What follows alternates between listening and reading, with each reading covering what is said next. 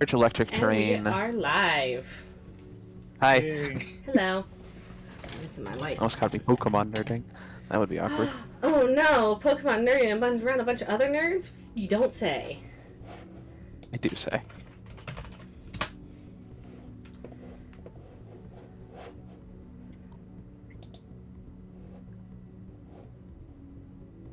How is everyone today? Good, I think. Alright. We're doing it! We're doing it live! We're here. We've made it, finally. Yup.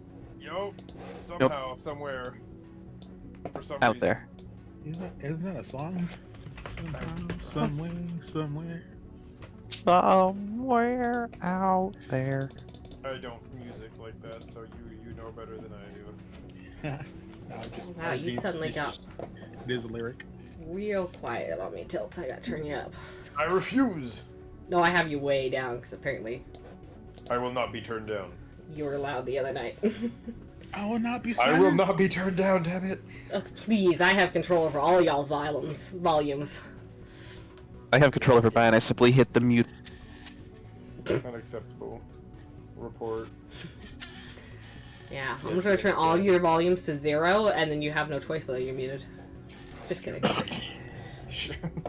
It's tyrannical. Yes, Rosa. Right. Turn down for what? Right? Ay, ay, ay. So how everyone's been the past, what, month and a half? It's been a Hey, while. dear. 800 years, I think. Yeah, about, that feels sounds like right. a- Yeah.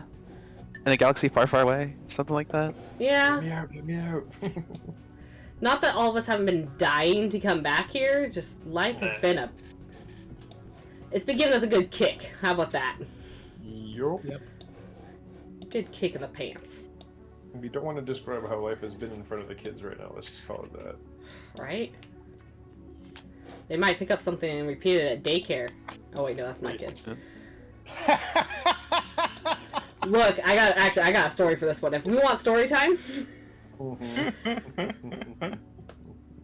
But I can't think of a Zoro single came person over who- and visited me over the weekend, not last weekend, the weekend before, and Good start. we were talking about coffee and how Starbucks is raising the pricing, and my husband jokingly tells me, "No more Starbucks for you." And I told him, if you take my Starbucks, I might stab you. Mom's gonna no. stab Dad. No, it wasn't quite that bad. But Logan, then my 6-year-old, went to his daycare on Monday and was playing with another little boy. And apparently there'd been reports of these boys saying, I'm going to punch you over and over again to each other. You know, kids being kids. But you know what? Things That day he escalate. decided to say, I'm going to stab you. And I was like, oh. My husband's calling me all freaked out. I don't know why he's saying this. I don't know why. I don't know where this came from. And I'm sitting there going, shit. Oh, Lord. You don't threaten someone's caffeine addiction. It's totally reasonable. So I had to then go explain to the daycare exactly what happened and why I threatened to stab my husband in a joking manner, and that we would talk to my son about when it is appropriate to joke like that and when it is not, aka when you're outside of my house, don't do it. And expect the 6-year-old to learn. Yeah, that was me. That was my bad. God. But he threatened my caffeine. He threatened to stick with Yeah. Starbucks, okay? It was an appropriate response. Honestly, if I was the judge, I'd be on your side. All I'd say. Yep, pretty much. Totally agree. Mainly because I'm afraid you'd stab me. But anyways. don't take away You my- know what?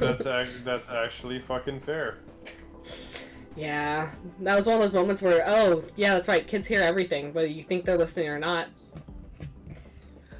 Haha, stabbing's funny. Well, luckily we didn't get there, Stay away but... from that kid. I'm gonna stab you! Oh. God. I'm totally not nervous. Whose child is this? Right? God. Note to self. No. Don't take away my Starbucks? What's the note? No. Note to self. make sure Starbucks gets completely shut down forever. Note to self: Zoro tried to kill me. Note to self: Starbucks will stay open for as long as it needs to. Yes. Yes. Long enough for me to stay alive. Though the price hike they're about to go through is making me question whether or not they will. That's a good question, actually. But hey, we're not here to talk about the troubles of inflation. We're here to get lost in a fictional world and pretend we're characters in it. And play grown-up pretend. Correct! Let's stop being And depressing. complain about the inflation in the Star Wars world. Yes! Okay. Back in my day, this game didn't cost as much. You're on Tatooine, alright? I got news for you. Your credits are worth nothing there. Damn inflation. Inflation got him. Another reason to hate this fucking planet. I blame the Look, Hutts. everybody hates Tatooine for a reason, alright? It's not always the same reason, but there's always a good reason to hate that planet. Okay, so. Kodav has bristle hate for Tatooine. Yup. Hey, Kodav, would you like a little bit more sand? Nope. Tasted enough today, thank you. Why does Kodav have his hands outstretched towards me, yelling something unlimited power? Alright. Where were we? Yes. So. Last episode, you guys had done a few funnies. Notably, you'd managed to get back into the base under the sand. Eventually realized that, the codes you had gotten, or Mibbel was hanging on to, were actually codes to that quote-unquote base that turns out to not be a base at all. It was actually, a starship under the sand that had been probably buried there years before. And... Logic codes, okay.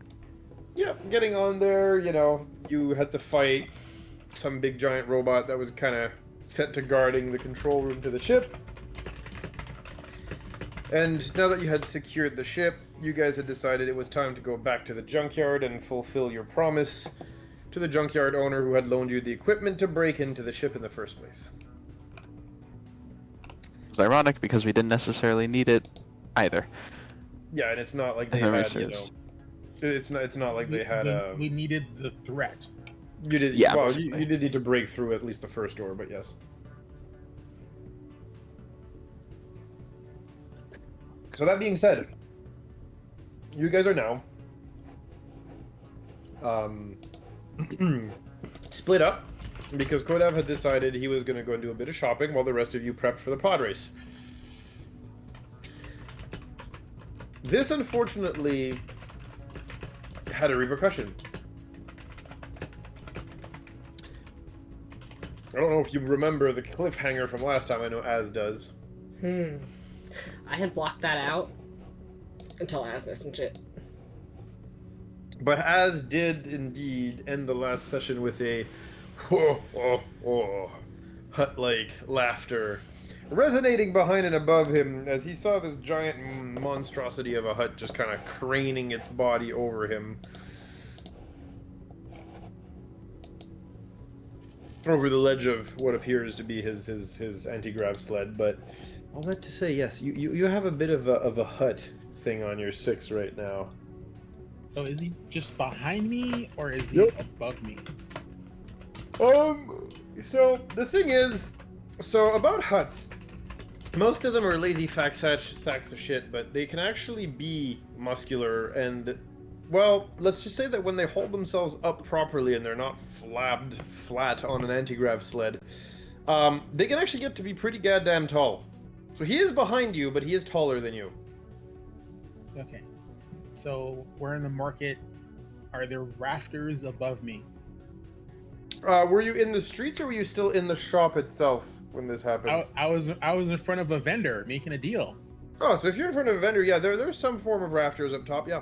Definitely. Yeah, because he stopped talking and started sweating profusely, and then like, Exactly. And then it was like, okay, that's it for the day, and I'm like, no, fuck, can't do that. All right. So, when I hear the hut behind me, I'm going to force leap onto the rafters. I have to double check and make sure I actually had force. Okay. Yeah, I need you to give me something here real quick. Give me a minute.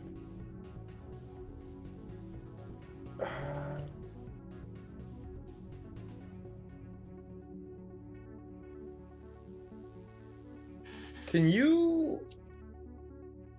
Okay, one sec. Star Wars 5. He's bugging out on me. Come on. Gimme. There we go.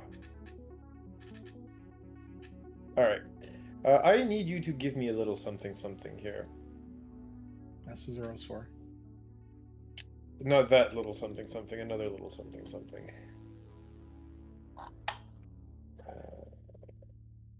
Yeah.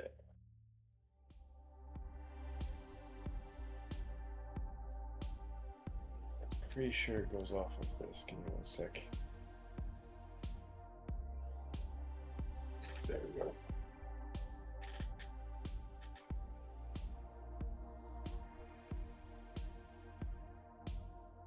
Okay. I need you to give me a strength saving throw, please. Jesus, it would be fucking strength. Ugh.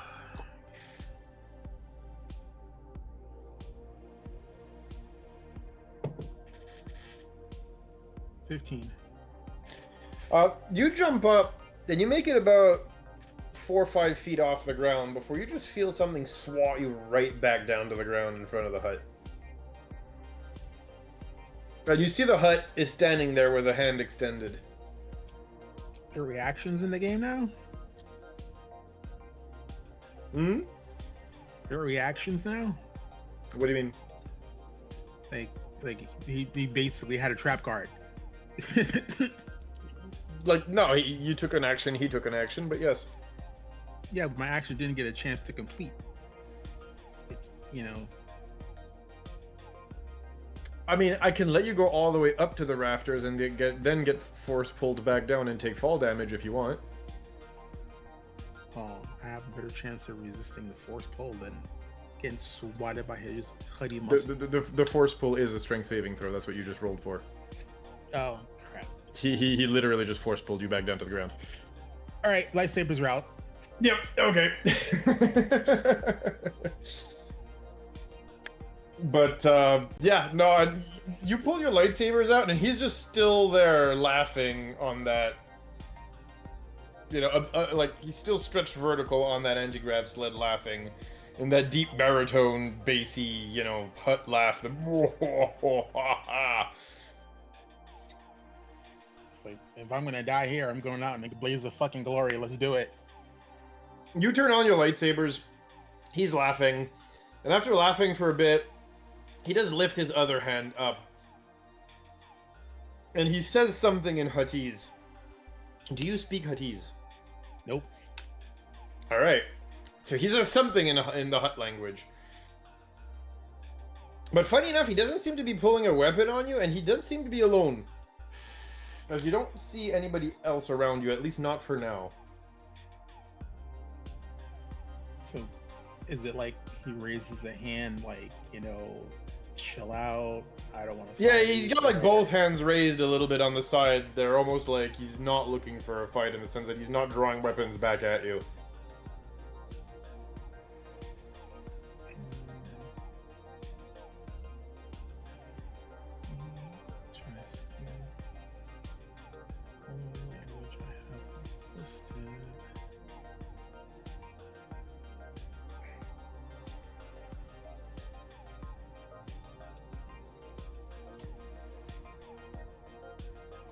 There's a mind taco when you need one.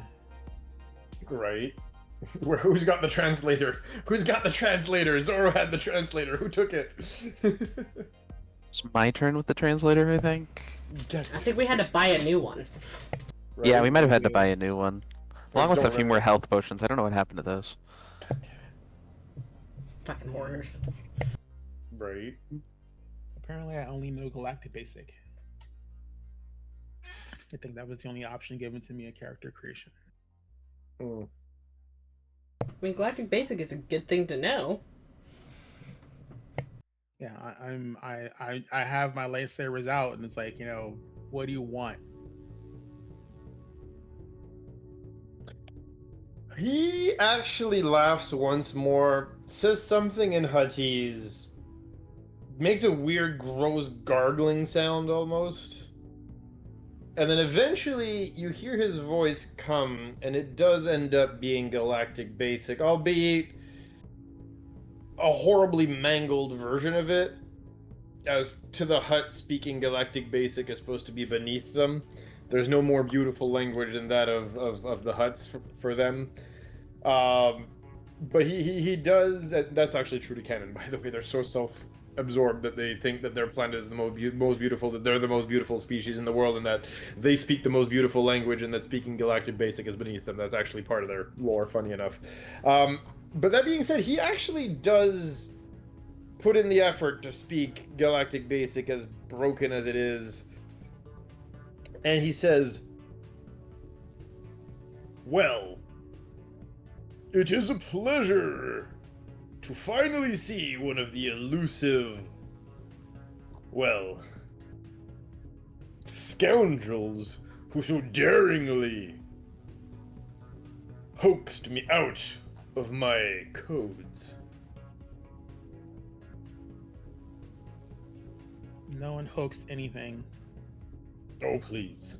Enough with the... how do we say? Bantapudu.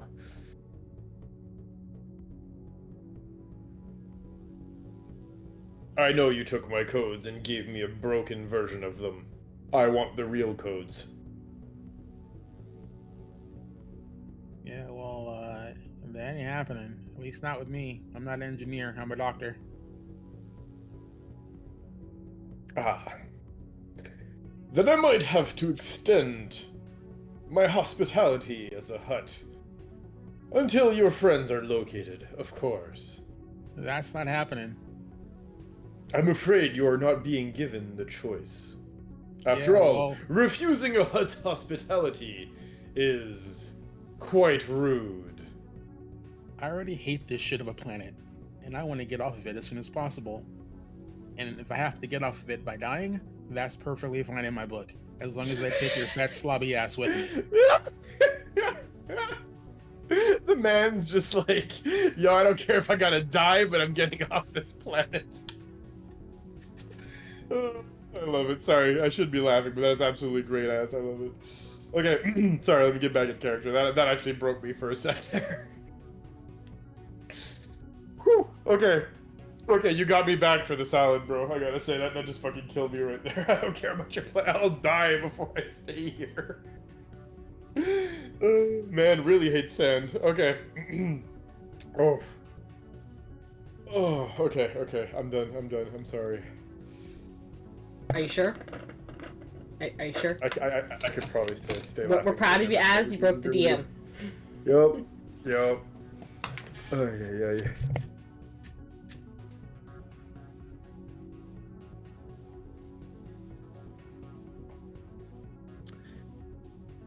Okay.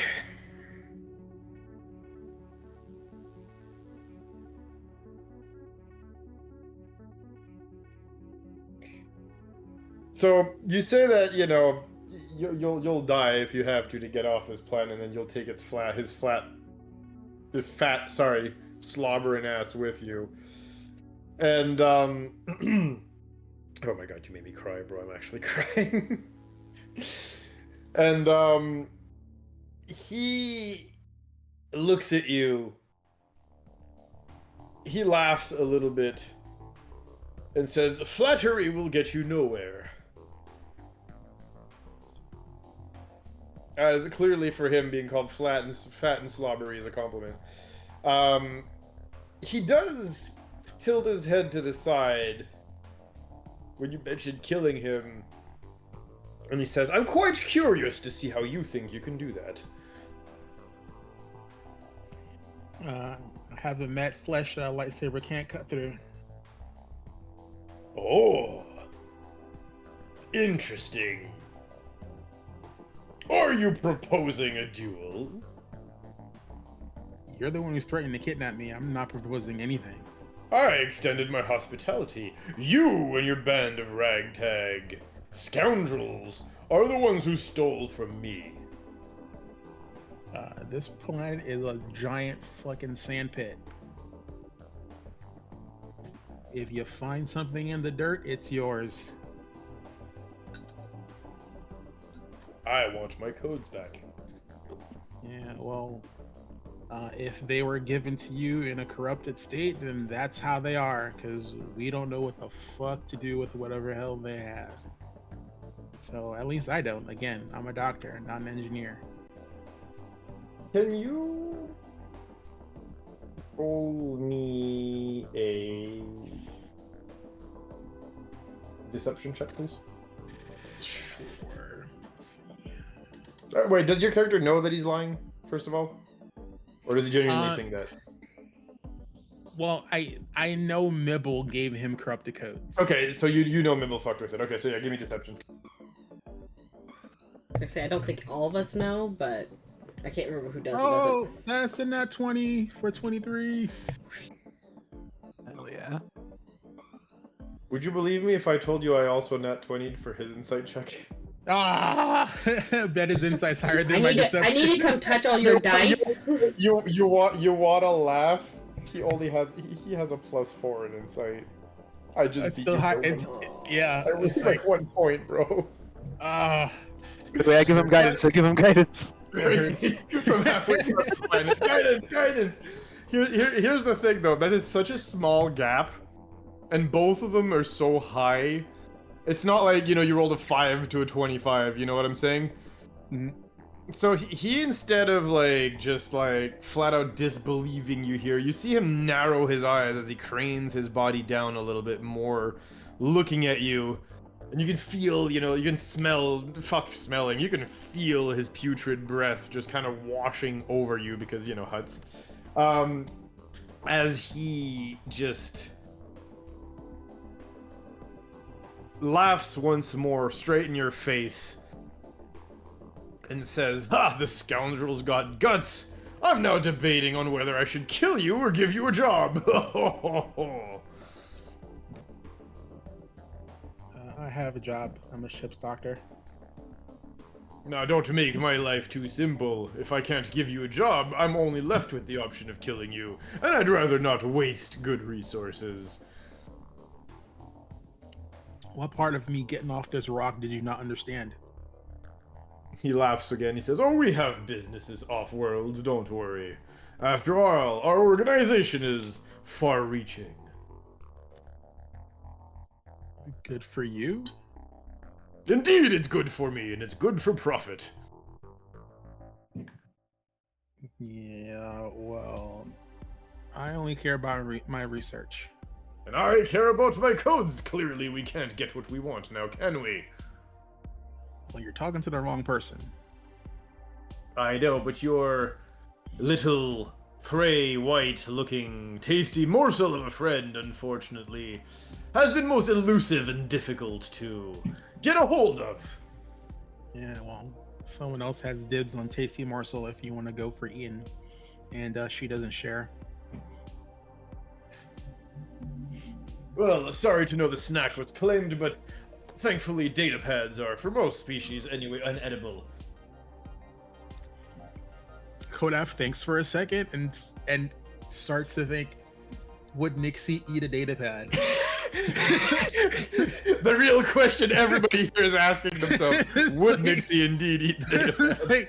That's like a legit thought that goes across his mind. Like, would Nixie eat a data? Like, what's Look, after the last episodes, I can't blame you for thinking that. Let's be real. I mean, she recently did adopt a new diet, so it's hard to say. Exactly. You did wish for her to not need to eat living things anymore. So, I forgot that. Yeah. I'm just basking in the consequences of my actions. I'm really not looking forward to feeling the backlash. Yeah, Force Vampire. Yeah. Hmm. A beneficial force, man. You did say she was to be fed by the Force now, so, You seem to be at impasse. Yo. You also seem to be a gambling man. How about a bet? He looks at you. He says, "Oh, a bet? Now that could be interesting. What do you have of value to offer in exchange for the codes?" Well, due to circumstances beyond our control, we're being forced into a pod race. Am I to assume you want to bet on the results of the pod race? Well, if we lose, we die. So we're gonna win. But if we lose, I guess I can ask my friend if he'll relinquish the codes. I think we're going to make things a little more guaranteed. Should you lose, the codes will be safe held by a third party and given to me. Like, I trust a third party that you recommend. And like I would trust you to honor your words should you die. The dead, unfortunately, make for poor blackmail targets. Yeah, but our stuff is free for the taking. The desert is a big place.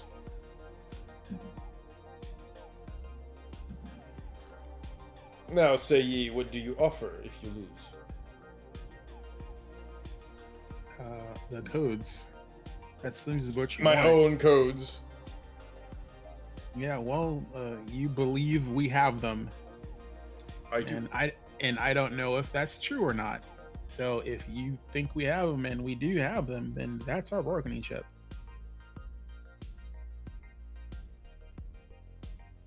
And should you win, then what? Yeah, leave us the fuck alone so we can get off this goddamn rock.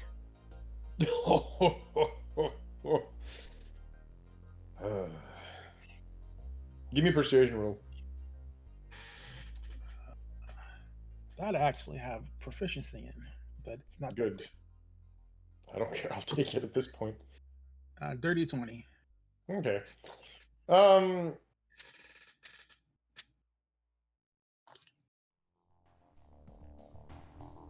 He lets out a very you can understand that this is a frustrated sound,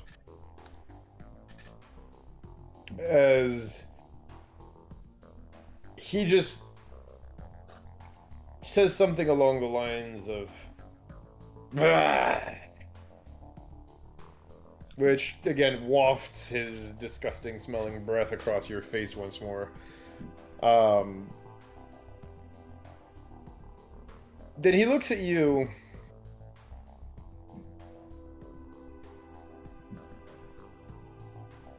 and says, "Fine.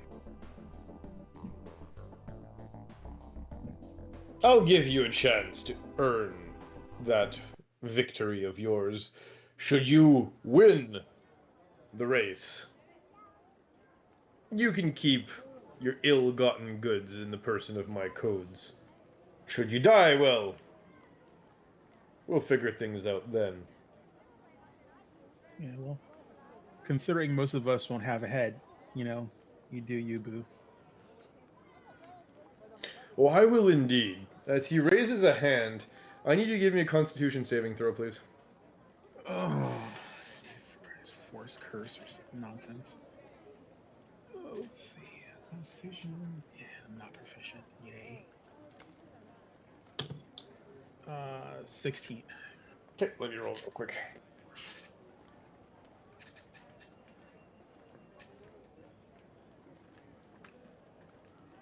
And let me add.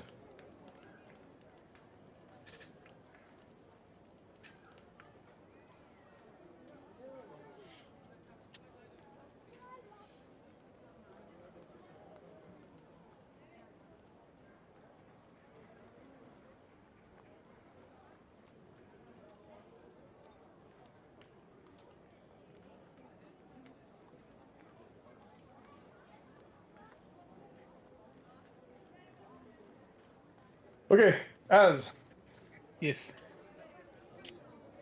when he raises his hand like that, you can feel yourself grow weak, almost like you've caught the worst flu in the universe. Not only do you take 40 points of damage, Jesus. Your max HP is reduced by an equivalent amount. All right, well, I'm not adventuring for the rest of this game because I'm at 7 hit points. It's not permanent. Don't worry about it.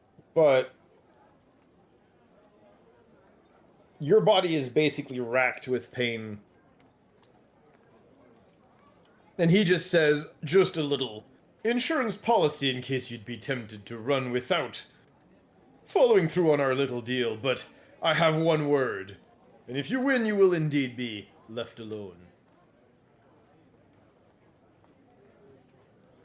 And on that note, he kind of slinks back onto his anti-grav, kind of in the classic slouch hut position, you know? Nods his head and say, I believe this concludes our business. I'm not turning off my lightsabers until he's well out of sight. Oh, he's gone. He will leave. If you don't say anything else, he will leave. All right, I'm gonna just like prop myself up against the counter. Yep. And go like, I fucking hate this planet so much. I hate huts. I hate sand. And I just give the merchant like a dirty look, and I'm just like, how long is it gonna take to get the stuff I need? They type a few things on their computer and they say, we should have it for you by the end of the day, sir. All right, you know where the junkyard is? He nods. Yeah, deliver it there. Very well, sir, with pleasure. And then I hobble, I guess, my way back to the junkyard. Yep. Can you give me a medicine check, actually? Okay.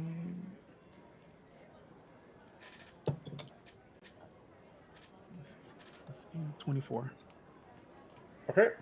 I also need you, if possible, to give me a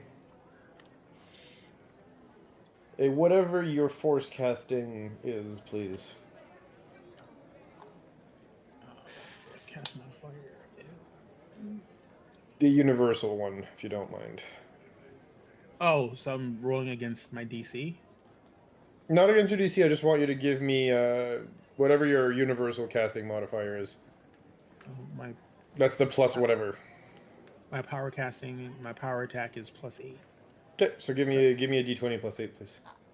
Mm-hmm.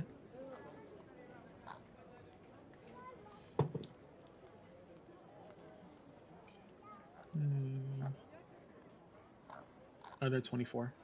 Okay, and finally give me an insight roll, please. Insight.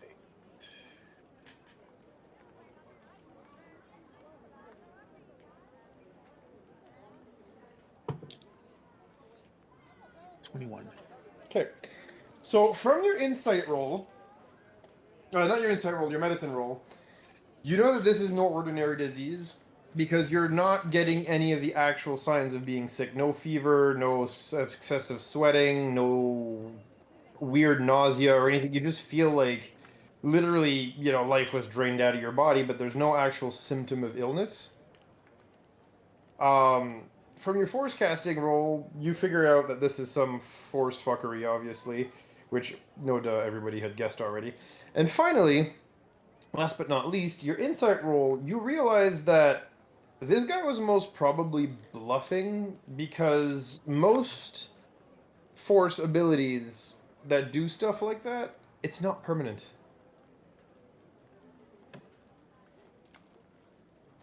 And you realize he while you might not want to take the gamble, he might have just been trying to scare you. Well, I was too fixated on killing him or dying. Understandably.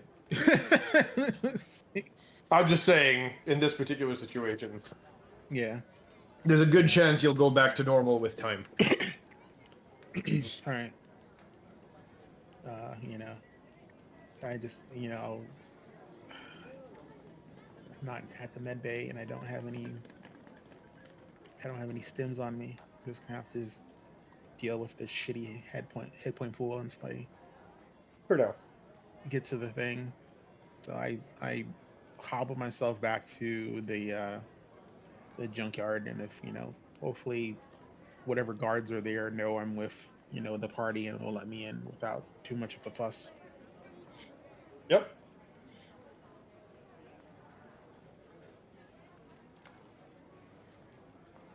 And I guess I'm not sure where the party is. Like if they're in the junkyard or like I'm going to wherever the junkyard lady is because I'm presuming that's where the building is. Mm-hmm. Fred Sanford's house. Yep. No, I get you. I get you. Yeah, So, yeah. yeah, I'm just gonna find an unoccupied seat and just crash hard and just Okay. and just look like I'm not having the greatest day ever. And for the others, this is more or less when how should I put this?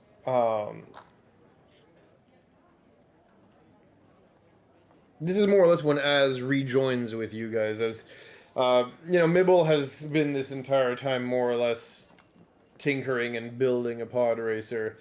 Um, Orta, you're probably the first one to kind of realize this, as you would probably feel him come back through the Force. But you can feel that he's been greatly weakened. It's quite clear, actually, that he's been very much weakened. Only, I don't know if what you're busy doing in the junkyard at this point, if you're helping Mibbel build, or if you were hanging out with Ortha, or if you just follow Orta when you realize he gets up and walks away from the pod racer you guys are building, but I'm more trying to keep an eye on the surroundings to make sure whatever deal they made that I did not know what it was isn't going to come back to bite him in the ass. There's no sabotage to try and force him to fail or anything like that. So gotcha. she's just kind of watching everything. Okay. So when Order leaves, she'll probably kind of cock her head towards him, like, "What are you doing?" Sorry, I didn't cut you off. Oh, yeah, go ahead. It seems as though Kodev is suffering in some way right now. I need to make sure that he's doing okay. I'll be back in a moment. I'm more keep an eye on him to make sure nothing jumps out at him while he moves away, but kind of stick near Mibbel, as all the attacks have seemed to be focused on Mibbel so far, so. Yep. And do I find Kodev pretty quickly? Yes, actually you do. He's basically stretched out on a chair in the junkyard's main building. I will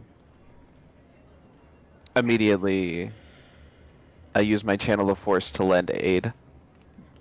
If the beast or humanoid is poisoned or diseased, you neutralize the poison or disease.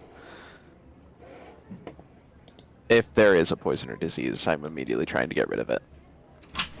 Okay. Yeah, so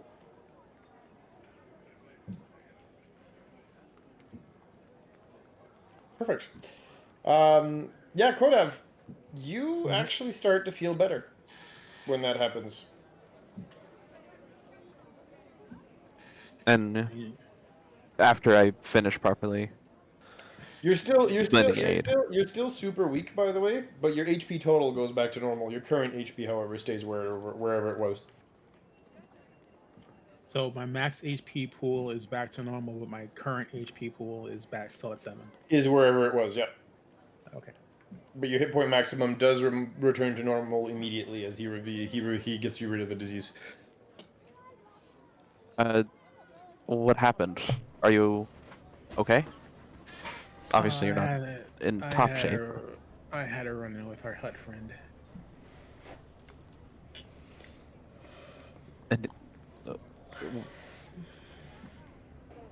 And he did that? I don't know what he did. I don't know very many huts that know how to use the Force. Indeed.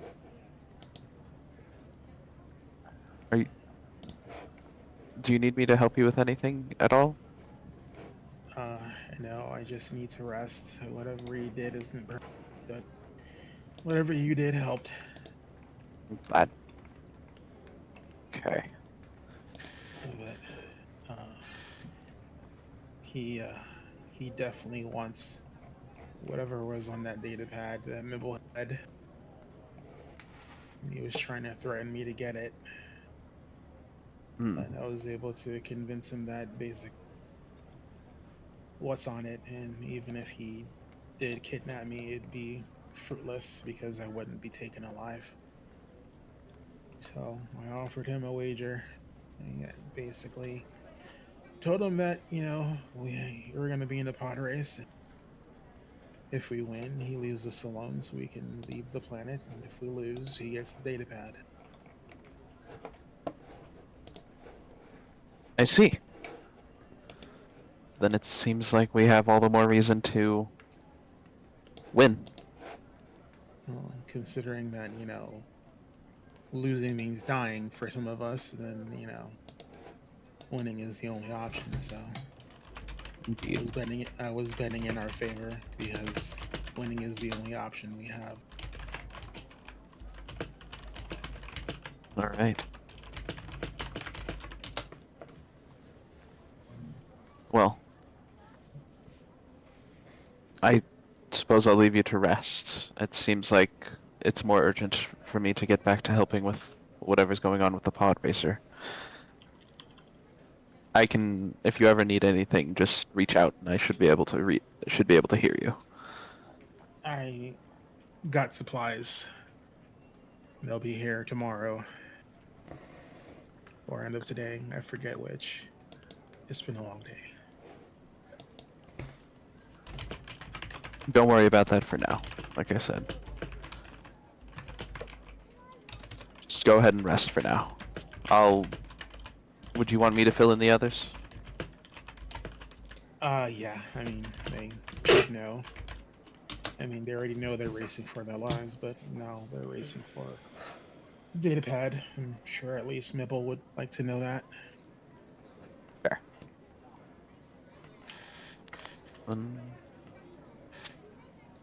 Anything else that I can leave with you?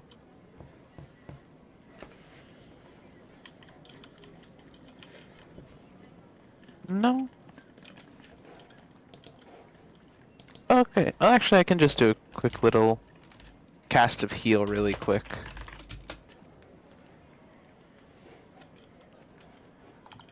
I'll cast heal on you really quick and just heal you up. A tiny bit at the very least.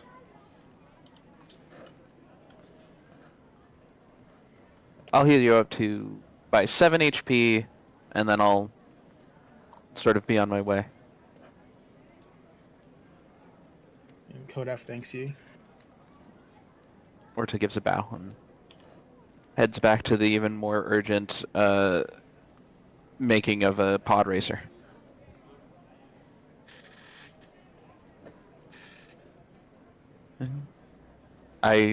Once I get back, I catch Only and Mibbel up on what has occurred, saying what you said and what the hut said. And yeah. Didn't we already give the hut whatever was on the damn data pad?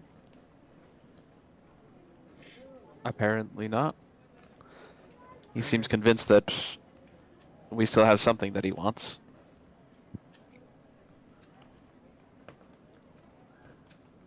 So what happens when we give it to him again? It's the same shit he already has. And he assumes we then double cross them and comes after us anyway? Realistically, but that'll only happen if we lose and 2 of us die. Fair. At least this might give us a few days of reprieve from the bounty hunters. They did negotiate to call off the bounty hunters in the meantime, right? Because if we die before the pod race, it's the same thing as dying after the pod race, and he gets his shit either way. You can't win a pod race if you don't start it. I don't recall mention of calling off the bounty hunters for the time being until the pod race. Cool, cool. Awesome. I guess it would be pertinent for us to be on guard for far longer.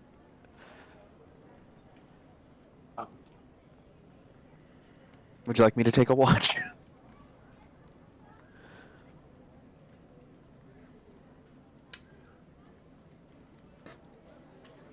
fine for now. You can see if you can help Mibbel more. I don't understand a thing they're doing down there. I'm assuming there will be some sort of montage once Mibbel's back, and I'll just be slapping them with guidance over and over again.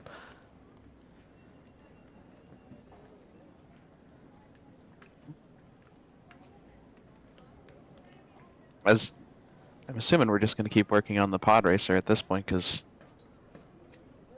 it seems to be the most pertinent thing. Mibbel is what we need to do. Trying to think if there's anything else we can do to help prepare, rather than just watch Mibbel build this.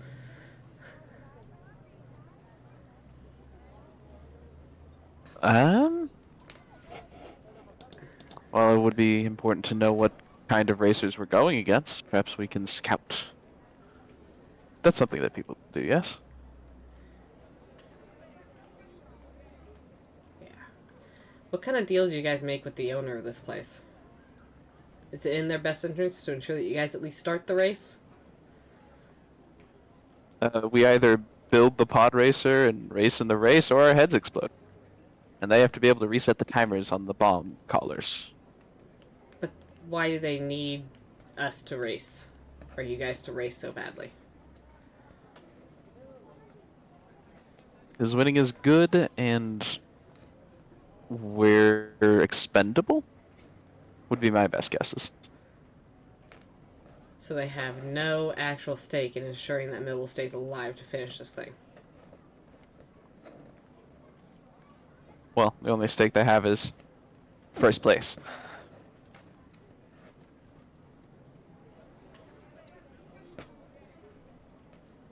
Us staying alive nets them a gain should we succeed.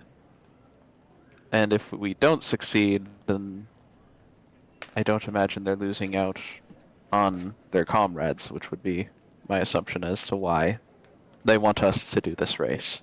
No, but they do lose out on the ability to gain anything if Mibbel dies, as they're the only one of us that could possibly build this damn thing. Might be worth a chance to point that out so we can go scout. I see what you mean, yeah. Trying to incentivize him to... I don't want to leave Mibbel here unguarded. Right. And if they can take on that task for us, then we can go scout the competition.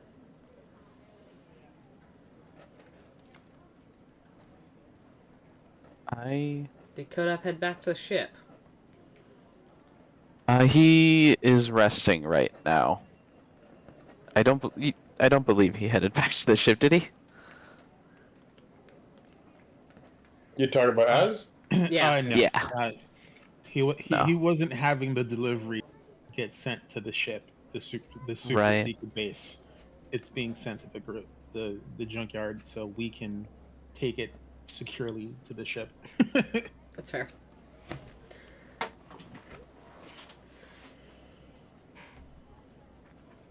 He's still here. He has a delivery waiting.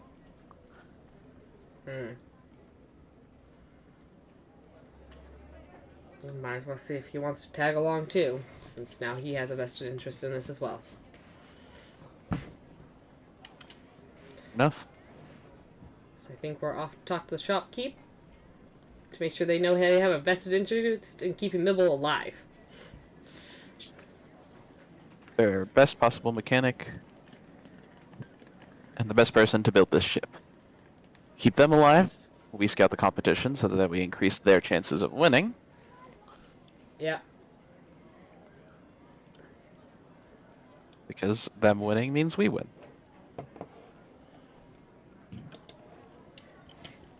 Seems sound to me. If that doesn't work, the backup is that, well, you guys died and now I'm very pissed off. And will cause problems. Not the most ideal backup, but it is a backup nonetheless. I'm just saying, if diplomacy fails... You in your head here, Orta, here, if diplomacy fails, then we can eat. Love it. Is that the consequences of my actions? Oh gosh. All I can think of is all the memes of the guy running away. I don't want no consequences. You say that the only answer you hear is yes.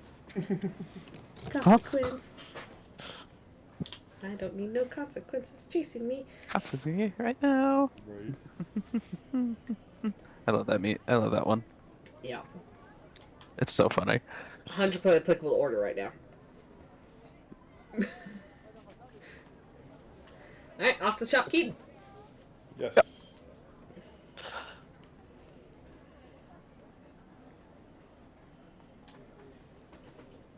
Okay. Which one of us is good at talking again? Right.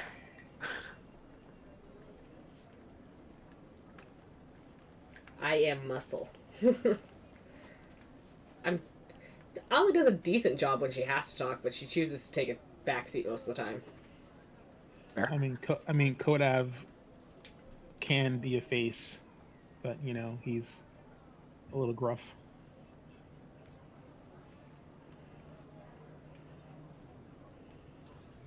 Ollie plays a real good bad cop.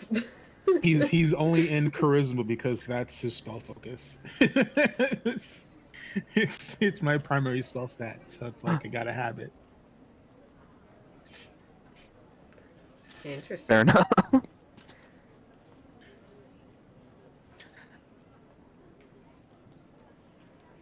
Should we? Yeah. Ollie's just staring at Order, waiting for him to walk. Well. Yeah, Kodav is you resting guys- right now. I'll take care of it. Are you guys at Kodav right now? No, 'Cause we just finished figuring things okay. out. Because he's just gonna be sleeping until someone actually taps him on the shoulder. I don't imagine Orto would want to disturb his rest when he was just heavily diseased or poisoned. So yeah, Orto will head towards the head of the junkyard.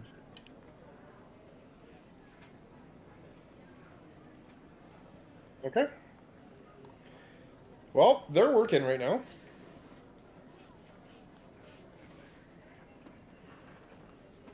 Pardon me. Yes.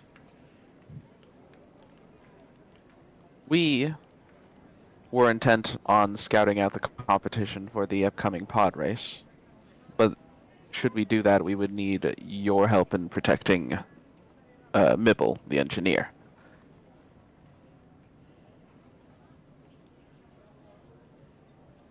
They look at you. They look back to the other Ugnaughts. They talk to each other in their native tongue. Then they look back at you. And without even saying anything, they just nod. Insight check. Go ahead. Definitely. I'll join that. Not that my dice will be happy about it.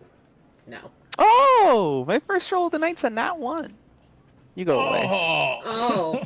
I got a 7. Jeez. I got a 7. I got a total of 10. Fuck. I have a really good insight when the dice want me to have a really good insight. Oh. Not Yeah, this so time. They appear to be saying the truth.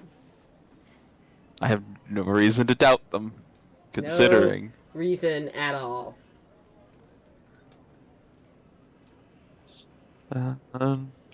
Last thing I'll say is last thing I'll do is reach out to Nixie and through the Hive Mind Discord call and be like, if possible, could you please keep an eye on Mibbel and make sure that they are safe as well?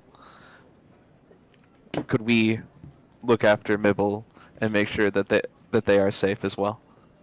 We will do our best. But remember, we are all the way over on the ship. We do recall.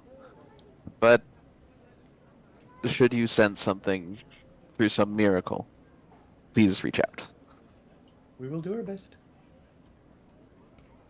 We always do. Yes, we do. Well, that's all we do in the Discord call. Are they gonna tell Kodav that they're leaving to scout the other people? Are they? Probably. Yeah, I'd probably go over and sort of shake him awake and be like, we are going to take this moment to scout out whatever competition we may have for the race. If you need more rest, then staying around to possibly keep an eye on making sure everyone's safe is welcome. But if you feel like you can come along, if you feel comfortable to come along, that will also be welcome. What's the healing roll for a back to pen? Like a 2d4 plus... basic bitch back to. If you're talking about just like the basic med kit. I'm hit die plus con. Yeah. Okay, because it just says back to. It doesn't say anything special. Hit die plus con for the Colto packs. That's what I have written down. Yep.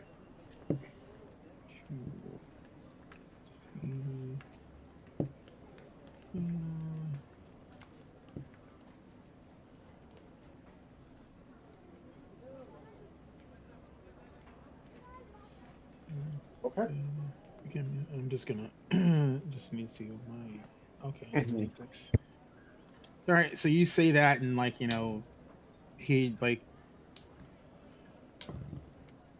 goes okay, and then he basically pulls out like 2 back to pens, and then he just like jams them into his neck. Oh, I was thinking EpiPen style. The neck works. He's a doctor. We were Don't just miss. to double.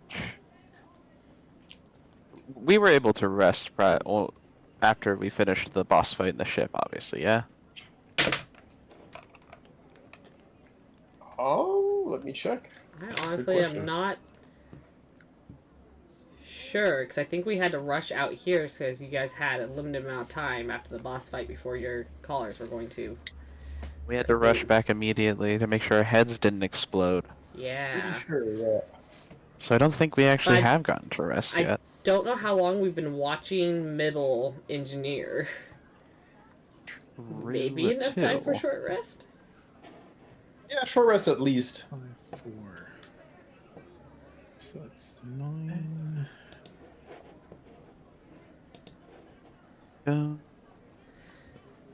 If we do a short rest, we can either hit dies. I'm going to use probably 3. minimum of this many. And if I take a short rest, I can use 2 hit die.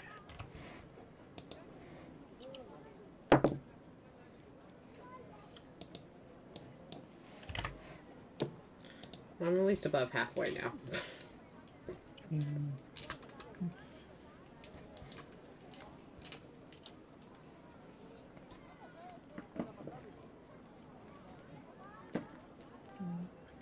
$13.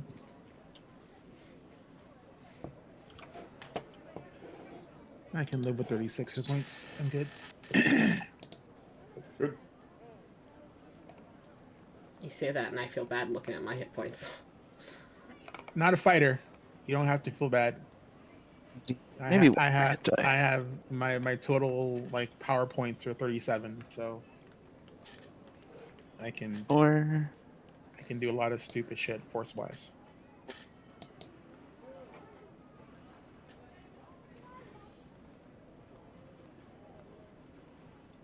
Should do it. Yeah. There we go. Then I don't believe I regain force points unless it's a long rest. Yeah, that feels right.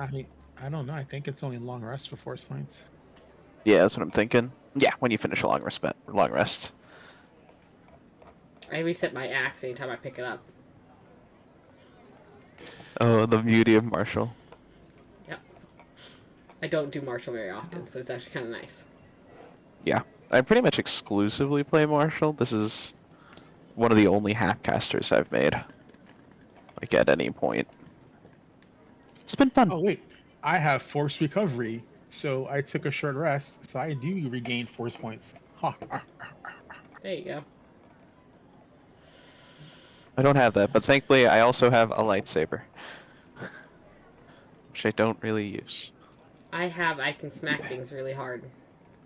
Wait, Especially I have the craft especially if they master's hit weapon. me first. I have some craft dragon teeth. Ooh. I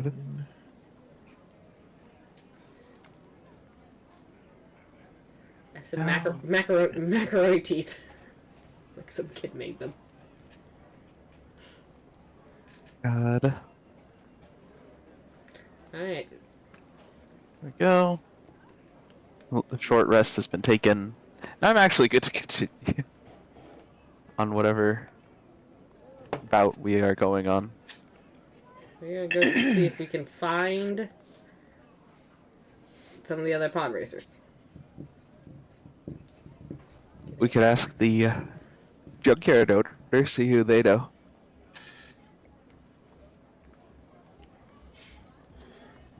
See Do who you?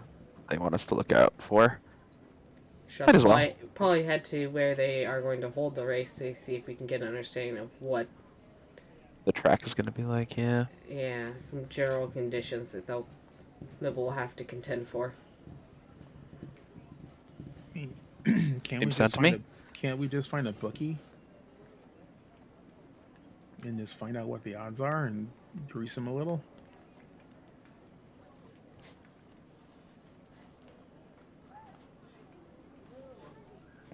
All valid. This is points. not Orda's purview, so I If this was I'll an have to actual say. question, you could try. I just don't know if that's what you're doing or not. Like, what are you doing here? Kodev asked that out loud. He's like, "Can't we just find a bookie?" I mean, I tend not to want to grease my own fights when I'm having them, but if that's what you wish to do, I'm not going to stop you. To get information. He's a bookie. He's gonna know what the odds are at least. So at least we have an idea of who's the favored. So we're not searching or investigating every pod racer. I don't think that's going to be very productive. Not a bad choice, though it will take probably some convincing. They usually don't give up information for free. That's what credits are for.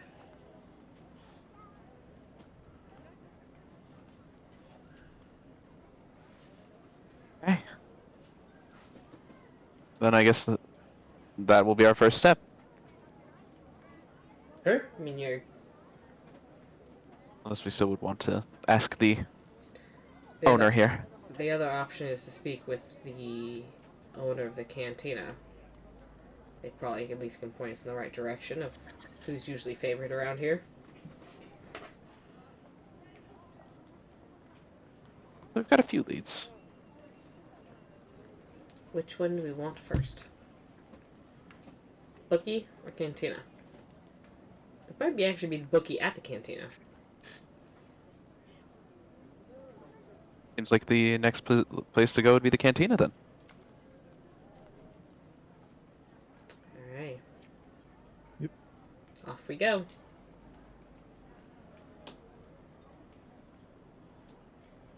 Off we go to the cantina. As you guys get to the cantina, you're greeted by the usual boisterous laughter of patrons and the loud, typical Star Wars cantina music that's playing. Yes, I know what it's called. No, I will not say it. We're going to get canceled. Really? We're an 18 Look and up. backwards. Look. Do you know what it's called? No. My Star Wars lore Please. is minuscule compared to the rest of you guys. Enlighten us what it's called. Yeah. So, it sounds like jazz if you replace the A by an I. And pronounce it how it's spelled. It is pronounced how it's spelled, yes. And if you look it up, I swear to you, this is not me memeing. If you look it up, that is the actual canon name for the Star Wars Cantina music player's music. The Biff. And yes, that species with the flutes and stuff, the orange head there that looks like typical old school aliens a little bit, but a little bit wider there, they're actually called Bith, B-I-T-H. Huh. And they That's play fun. jazz with an I. I love. So they come around. You gotta love George. This is 100% pure George Lucas. This is not me. I claim zero creative liability in this situation. I Stake no claim. I very much love when a screenwriter is a troll. You know what I'm saying? Like, man writes one of the most well-known sci-fi universes in the world. Yep, calls his musicians Biff and his music jazz with an I. God, I love it. Yep. The voice of a generation. Right? I invented nothing here. This is all Lucas. Goddamn George Lucas. Why did you I'm give up on gonna Star Wars? sit at the bar and Yep. order a drink. Yep. All right.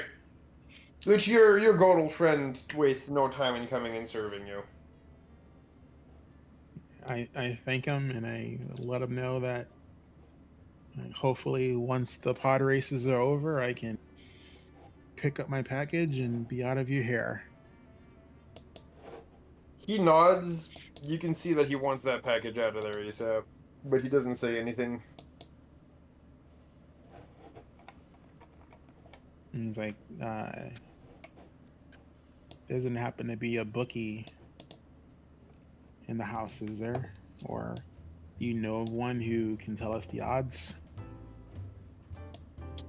He raises an eyebrow before cocking his head to the side, and he says, "Oh, you mean for the pod race?" Yeah. He nods, and he's gonna say, "Well, that shouldn't be too hard to find." Gosh knows that lot loves gambling over pod racing races. Heck, most of the races are usually run by the Hutt cartels. I do not want to have to talk to that guy again. That guy. The Hut. Kind of raises both eyebrows and he cocks his head to the side before saying, "Which one?" Oh my god, there's more than one of them? Jesus. There's an entire species of them. Well, the one that, I guess lords over the market. Oh. The not so fat one. When you say the not so fat one, he nods. And he says, "Oh, you mean," he kind of leans in, he says, "You mean Boadu the Hutt?" Oh, is that his name? He nods. I was like, yeah, well, he's a nasty piece of work, let me tell you. When you say that, he nods again and whispers as low as he can, and he says, "You have no idea." I don't want to know. Let's just say the short conversation I had with him was enough for a lifetime. He nods and says, "You're alive." Sorry, he nods and he says, "You're lucky to still have a lifetime after talking with him." Yeah, he seems like he's that kind of being. He nods vigorously and he says, Yeah, most people who cross his path and make him angry don't really live to tell the tale." Yeah. Not much on listening to the other side, that one.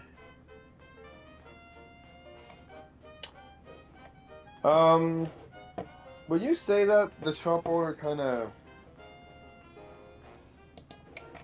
shrugs, for lack of a better term.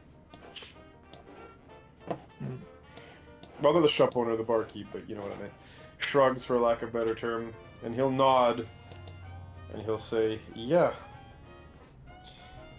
That kind of being indeed, as you say. Yeah, well, like I said, not a fun conversation. But the sooner we win this pod race and get off this rock, the better. Yep. He nods. And he says, yes, indeed, the faster the better. Like, I can talk to my comrades. I mean, if you want to get off this thing, you know, there are way better planets to run a cantina on. At this point, he kind of raises an eyebrow, looks at you, and says, oh, really? Like, which one? Where do you suggest? Let's see. Galactic map. Would I have a working knowledge of, like, the peaceful areas of the galactic map? Yeah, more or less. Let's see. Looks like, what's Kashyyyk like? That's where we came Star from. system. Oh, that's where the... Oh, no, That's where the where you Wookiees picked up were. on That, me. that savage planet, yep. That's where the Wookiees are. Oh, yeah, Wookiees Yes, are cool. correct. Kashyyyk is the Wookiee planet. And he's like, well, you Probably know, use some booze. I was like, you know, one of our crewmates, you know, was born on Kashyyyk. You know, I'm sure Wookiees wouldn't mind having a good place to drink. He kind of nods when you say that. But you can see there's still some doubt. He's like, I'm not trying to pull your arm, you know, but, you know, you've been more than gracious with me. And, you know, considering, you know, the majority of the demeanor on this planet, that's saying a lot. I just like to return my favors.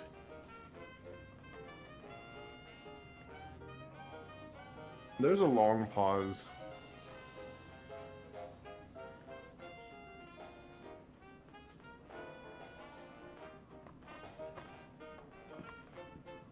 And he nods before saying, you know, while I appreciate the offer, I think that for a while I'm going to wander a little bit. I'm not quite sure I want to simply hop onto another planet just to reopen another bar and continue what I've been doing here. Fair enough, my friend.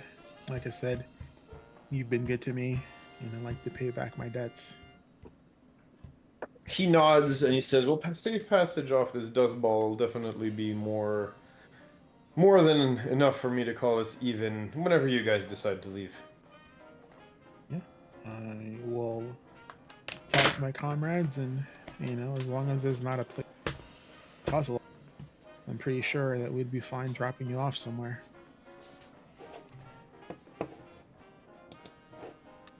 They'll nod and say, well, thank you, friend Jedi. Hopefully things will get better then. And he But goes, I like, graciously accept the offer. Hmm? He like whispers, I'm a doctor, not a Jedi. He smiles at you and he says, of course. Before nodding. He just, like, you know, and then he basically just, you know, he makes a note of who the bookie he recommends is. And then, you know, he'll finish his drink, and, you know, when Orta gets, you know, his attention, I'm still not sure how the brainwave communication works with Orta, if I have to look at him or if I don't have to look at him. You know? For Orta, it's just usually a certain distance, if memory serves. 30 feet. There you go. Okay, so if he's in the canteen, I'll just go, yes. I'll just pop into Orta's, you know, head, just go, yeah, you know, we can talk to so-and-so who's a bookie. He may have ties with the Hutt, FYI, but, you know, at least we know what the odds are and who to investigate. Fair enough. But I'm going to finish my drink first.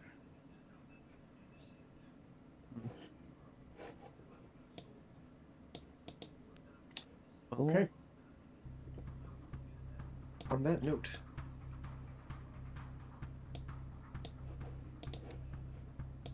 You are.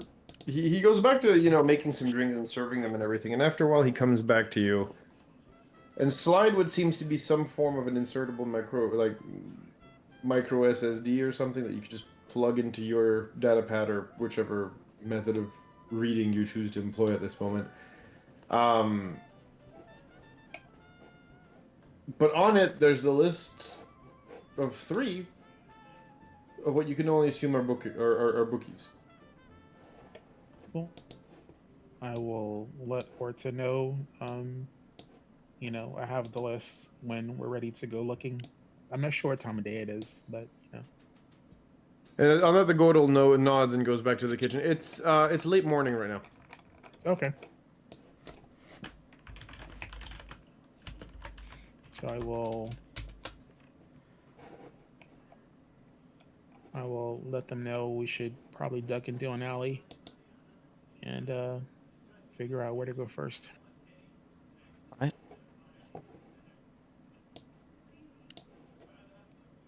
I get ready for ducking into alleys. Okay. Conveniently, there's an alley right nearby. Oh, Nowhere. There's always an alley. Right. Speaking of Lee things, on Lee, what are you doing this whole time? I mean, she's probably just grabbing a drink and watching the conversation go down without drawing too much attention. Okay. Because she doesn't have much to... Yeah, not her department, basically. Yeah. Give me a perception check. Alright.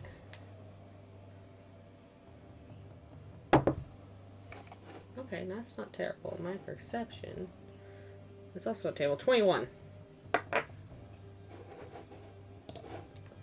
Okay.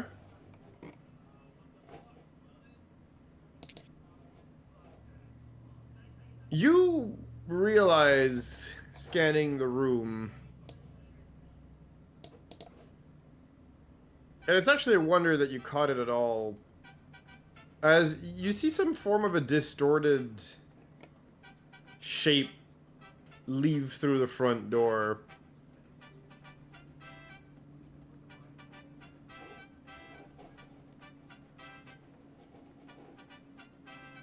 Okay.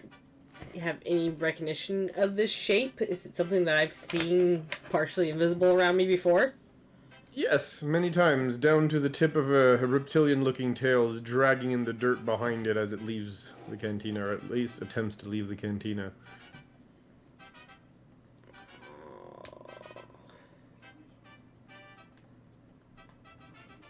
Did Orta move much farther away from us, or is he still near Only, or is he kind of closer to Kodaf? I'd imagine I'm somewhere central. So that I can kind of keep in touch with both of you, just in case.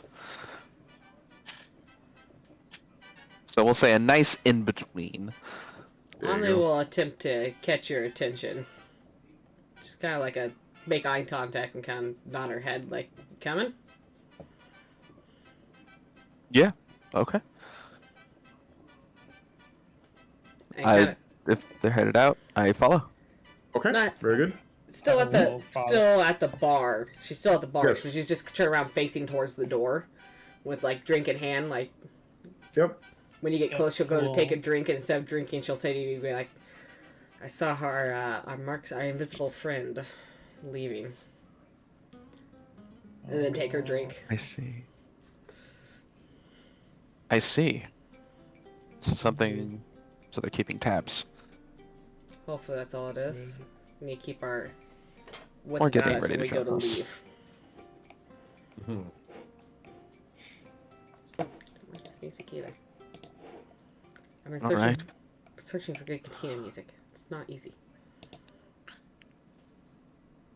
There are options, though. I think they might be, they might not be royalty-free. Fair. I'm searching for Sirenscape good options. Fair. We have we have music at home. Kind of situation. Meanwhile, music at home. Yeah. Still good music, but you know. It's a funny joke. Yep. Well, are we gonna tail the assassin or track That's down the these question. bodies? We're going after him. We need to go soon. I barely caught sight of him. Well, let's at least make sure he's not heading towards the junkyard.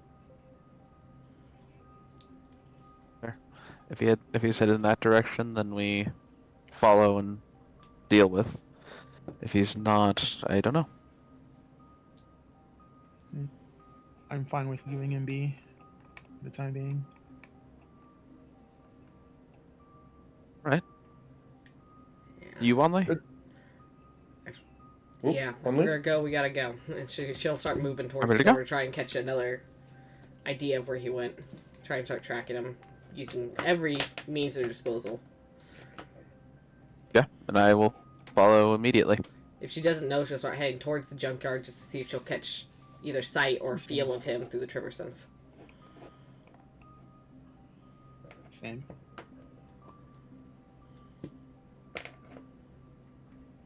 Okay. Try intentionally to walk far enough away from Kodav that we cover the most amount of space with the tremor sense. Yep. Okay. And are you doing this indoor at the door? Or did you run out of the building following him when you did that? She left the building. She went out the building to see if she can catch him. Or does sticking with her. And I'm following her lead when she keeps distance to expand our tremor sense range. Yeah. Okay. If I can't tell directions when I get to the door, that's head towards the junkyard doing that.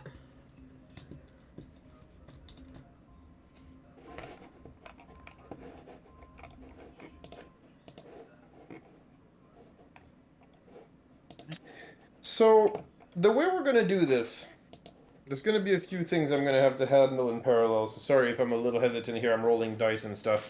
No worries. A few things are going to happen as a result of all of this. You use your tremor sense, I'm assuming, as soon as you exit the building? Yeah. Correct. Funny enough, you're not picking up anything special in the tremor sense. No, like, presence where you're hearing something on the tremor sense but there's nobody there kind of deal? Mm-hmm. You do obviously still hear the, vibrations of the walking of the other denizens of the planet, but citizens of the planet, but there's no, Disconnect. correct.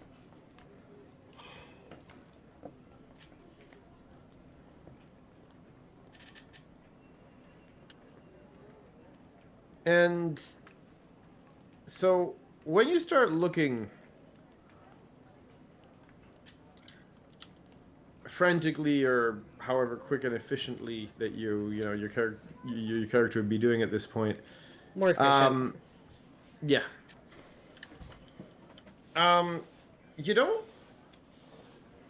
You don't see them.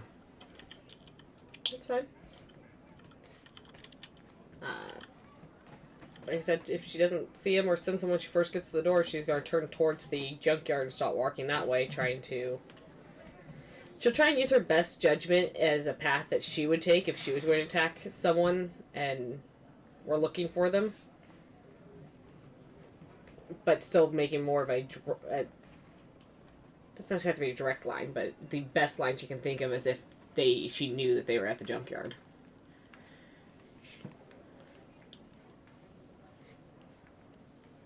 She's asking if who knew that they were at the junkyard? She's using her own best judgment to say if she was going to attempt to go pick a fight with someone at the junkyard and knew they were there, kind of keeping in mind that this guy's an assassin type, what route they would possibly take and try and walk that route to the junkyard. Keeping her eyes and tremor sense out for any inkling of them. Damn. If that makes sense? Yep. Okay. Okay. So, just for the sake of my mental image here, while this is happening, we'll get back to it in a minute. While this is happening, Orta, Kodav, what are you guys doing? I am checking the list of the bookies. Because I just need to be aware of my tremor sense for anyone who... I'm basically just... Like, if I don't see anyone near me and I feel someone near me, then that's what I'm keeping my attention on. But I'm just want to get the information for the bookies in the data pad. And then I'm going to pass the information to the rest of the party through our data network. And just go, these are the bookies we should be looking out for. Okay. And then simply just because it's been a while, this is a reminder that Anli has that hawk's instinct, so she can see a mile away. Correct. I don't know if that, however, if I don't know if it does anyway. I'm just putting it out there as a... I don't know is my polite way of saying I'm pretty damn sure it doesn't apply to your tremor sense. No, it does not apply to my tremor sense, but she is visually looking as well. She's trying to do both. No, for sure. Again, I was just answering in the sense that, like, just to be clear, they don't combine. But yes, I get it. Yes. Very good. Being able to see 5,000 miles away or whatever it is still pretty good. Right. So, at this point, as you got a list with the name of the bookies on it. Yep. And you guys have more or less figured out at this point where you're going to have to go. The one problem, though, and warning, he will maybe even mention to you guys on the way out as he kind of rushes past you guys to clean out, you know, the front of the door from all the dust and sand that's been kind of billowing in and out. He looks at you and he's going to just say, you know, just be careful. Some of those bookies are affiliated with, well, you know who. Yeah.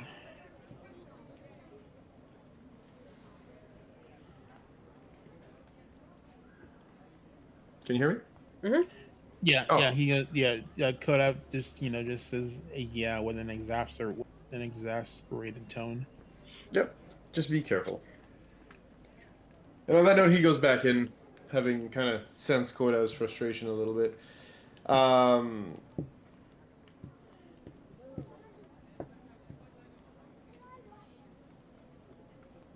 On that note,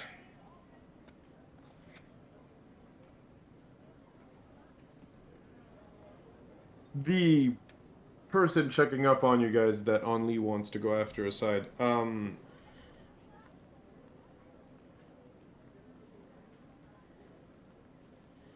it seems like this... How do I put this?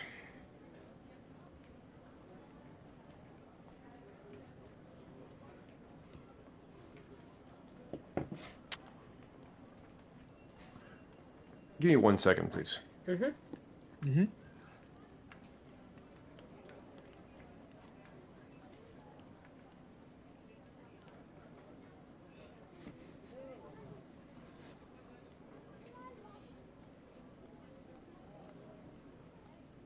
Okay.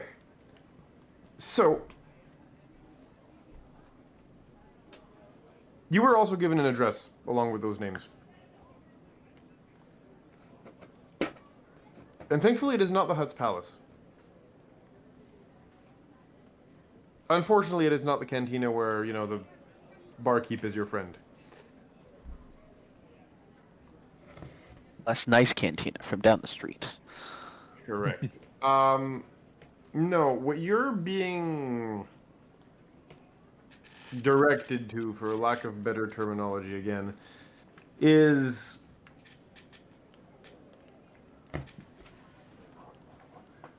in Star Wars term what I would call a hive of scum and villainy. Oh, so a dive bar. Yeah, more like gambling den meets, you know, dive bar meets opium parlor meets potentially brothel on the side, you know? Hard to tell. Hard to tell. I would call it a house of vice if I had to be polite about it. A place of ill repute. Exactly. Populated by a hive of scum and villainy. Exactly.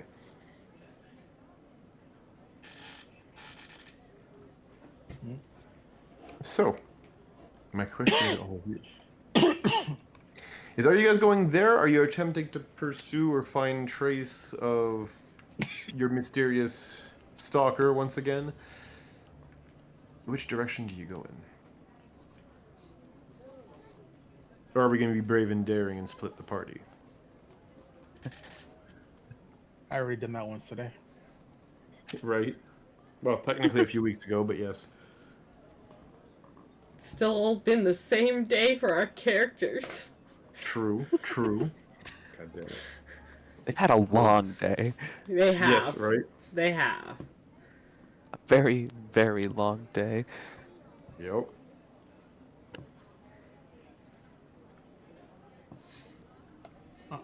Well, If only can't verify that the assassin's heading towards the junkyard, I mean, I just say we just shoot Mibbel a warning and just say, hey, if anything goes down, get someplace safe in case, shit goes sideways. Have cover nearby. And then head to the den of villainy. Yeah. The people at the junkyard said they were going to keep Mibbel safe. We technically they believed sure them. did. I mean, Orta really believed them. Really, really. Like I'm a very hard sell for a lot of things, so Orta's I was "I got really this." impressed. Exactly. Fast forward to that. Oh, go ahead. They totally got this. They totally got this. Easy peasy lemon parcheesi. Right. They didn't forget about it the moment we walked away.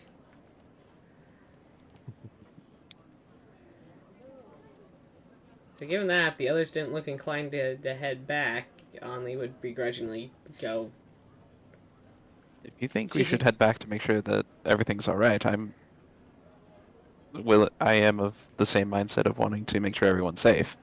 I mean, they said they'd keep him safe, and quite frankly, with the state we're in, I'm not sure we can do a much better job than they can. True. It has been a I can't long really disagree with that. day.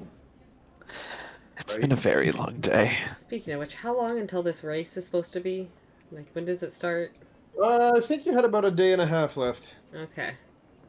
give or take. So you do have time to go home and go back to the junkyard or somewhere else and take a nap. I mean, we can start, at least get the information on who to check out, and maybe we're due for a nap. Just think about it, we've probably been up for a long time. Right? I'm inclined to agree.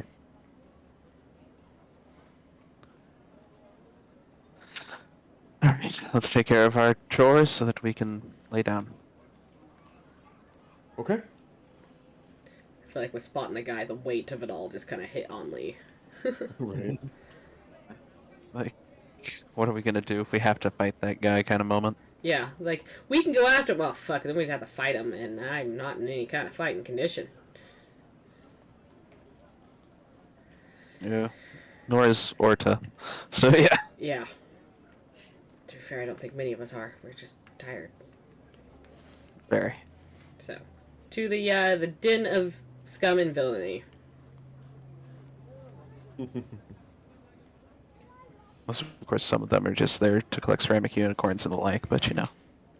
You're good. So, you guys head over to the Hive of Scum and Villainy, and I think, if anything, before we get there, might be the time to take a break.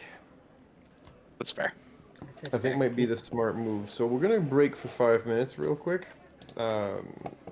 Maybe 10, but hopefully more on the 5 end of things. And we will resume in 5 minutes.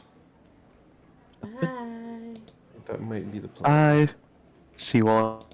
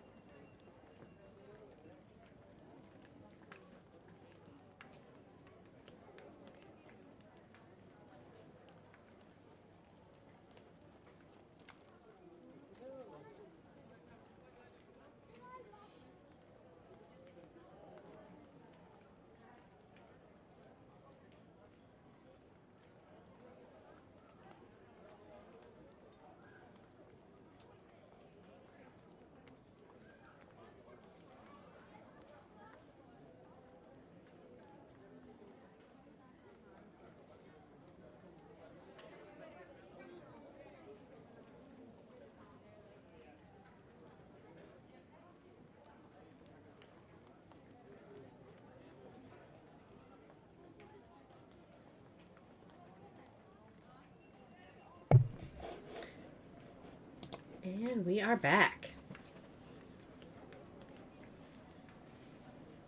Don't everyone talk at once. I waved. I refuse. I was muted because I was eating chips. I'm not Rojan who will say and go, did I actually do everything right? No, y'all talk. I am out of snacks. Well, not technically. I have cuties, but I already had 2 today. And Rojan's nice and blames himself. I'm not.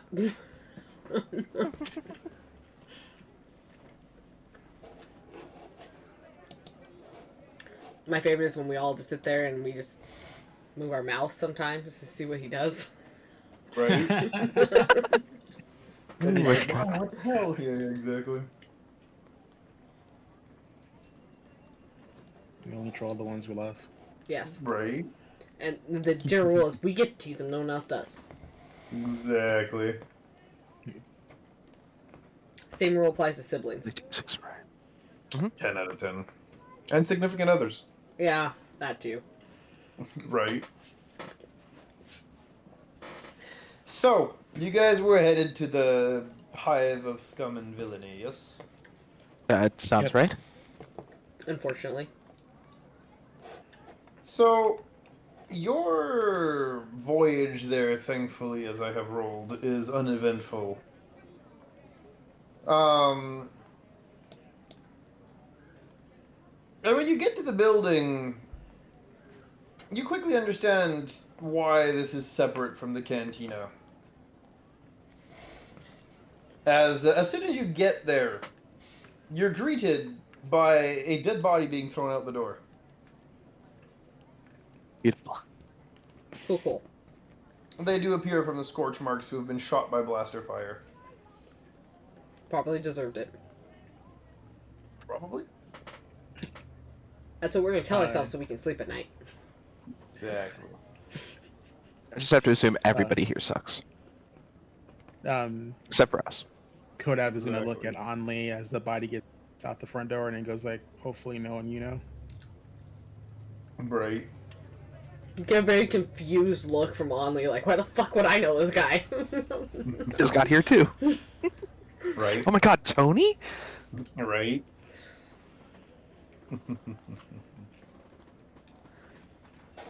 I guess your mom was here, so. Uh, I mean, it's fair. I'm not saying it wasn't a fair assumption, that's just her reaction to it. I'm just saying when you can actually say that to Oddly and it tracks. I hate it. Okay. But yeah, you do get there and you can hear laughter and music playing from inside the building. Do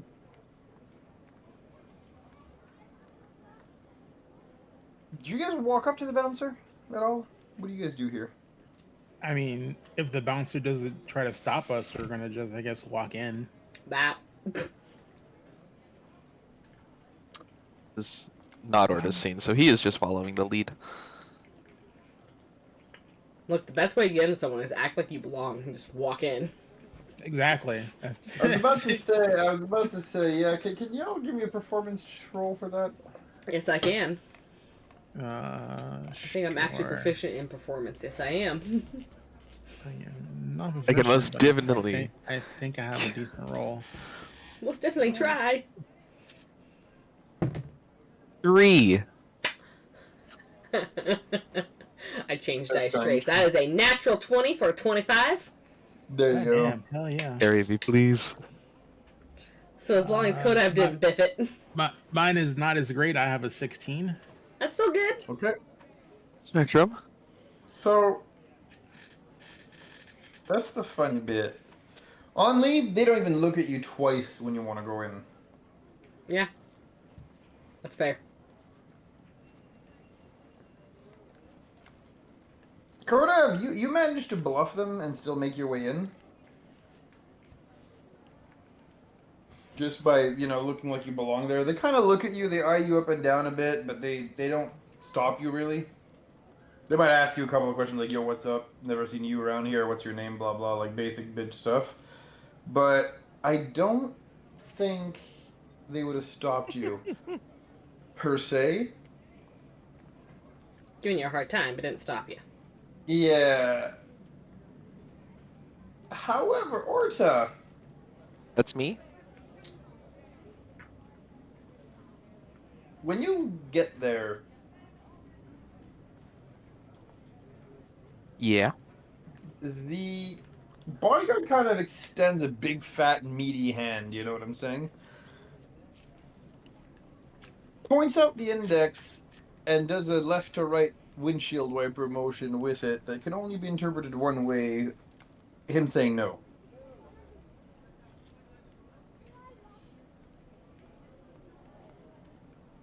Any particular reason?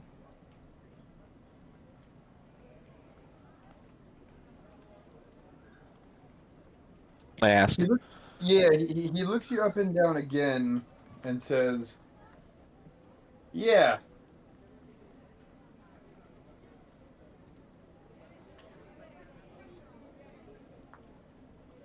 All right. Yeah. No. I'm getting there. Just give me 1 second. I'm trying to formulate. Sorry, brain.exe. Mm-hmm. He says, yeah, and he says, you look like the law, That's pretty fair. and we don't want no coppers in here. Especially not as he looks you up and down the Jedi kind.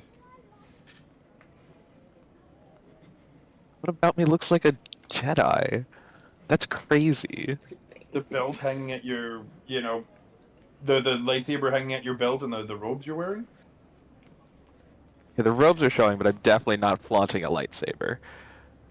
Well, you said the last I heard you talking about it, you said you clipped it back to your belt, so sorry, I did not assume you had hidden it. That's fair. I guess my wording was a little bit. No, tricksy that's there. fine, that's fine. If it is hidden, Yeah. I'm okay with it, I just didn't assume it. Yeah. Generally speaking, this place has not felt kind to Jedi overall, so I don't imagine I'd be flaunting the badge of a Jedi, Gotcha. for lack of a better term. Yes, However, not much I can do about my clothes.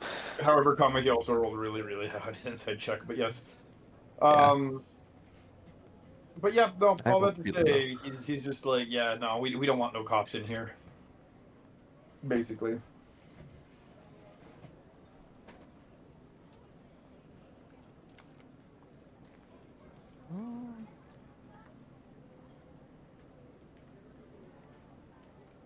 I guess I'll telepath. I'd like to make a persuasion roll. This because he's talking out loud. He's not talking telepathically, correct? Correct. And I'm going to.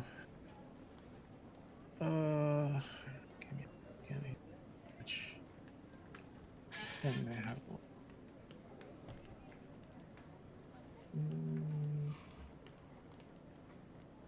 I just forget where they put the coin in this character sheet. Oh, there we go. Let's see it. I'm going to make a persuasion roll and go. He's like, my friend. It's like, come on. This guy looks like he's a wuss. He's not a Jedi. He's an empath. Come on. Oh, it's a nat 20 for 26. Consider that obstacle cleared, good sir. Also When you say notably, that- Drathos off of their home world are pacifists, Correct. commonly known to be pacifists. So I find it So, really yeah, funny that he- we went, nah, I don't do this guy's a nerd. Right. He twists himself back, listens to what Kodav had to say, looks back at the guy, and you can see the what's it called? My tongue is twisting itself today. Jesus. He sees you say what you have to say. Kodav looks back at Orta and he nods and he says, "Stay out of trouble." And then he kind of chin points you through the door. really play up the what'd you call him, a wuss? Yeah.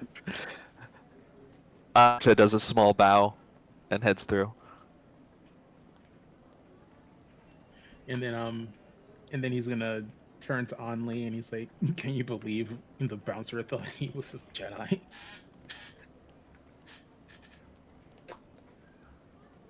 Totally crazy.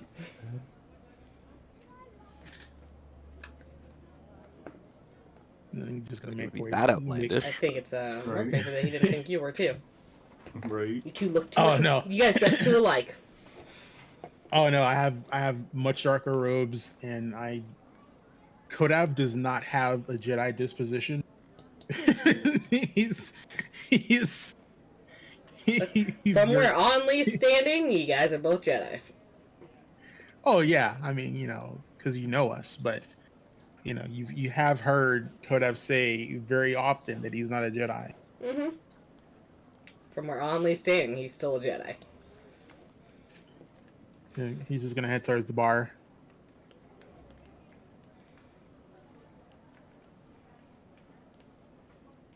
Yeah. And I'll stick with. Make sure not to cause trouble, unless other people cause trouble for me. So, as you guys enter, let me describe this place a little bit. As I said earlier, it is a bit of a hive of scum and villainy in the sense that it partakes of the more illicit vices of the people here, and that also means that if the place is still open and in business, they're probably paying some form of tribute or associated in one way, shape, or form with the hut. That being said, you notice all sorts of things here. I mean, the first thing to assail your senses are probably some of the aromas, the smells that you would get from, aromatic candles and whatnot that's kind of just wafting through the place. There's music that's playing, and from you can tell some of the different rooms have different genre of music's playing. But it's something, the main one that you can hear now anyways, is more on the gentle and soothing side of things. You have a couple of aliens of all sorts of species. Some of them are doing stims, others are just sitting there having a drink. And it's of course complete, with the traditional Twilight dancers and the whole shebang here. As on one side, you see a few people who are around a table. They're clearly playing some form of a card game, probably Sabak at this point. Or not Sabak yet, actually, because it wasn't Sabak yet. What was it called back in the Knights of the Old Republic era? The game to get 21 or 23, whatever it was. It wasn't Sabak, it was something else. Pazak! That's the one I was looking for. There we go, Pazak. Did you see some people playing Pazak as they're kind of idly watching the TV? Or some of the holos, should I say. And,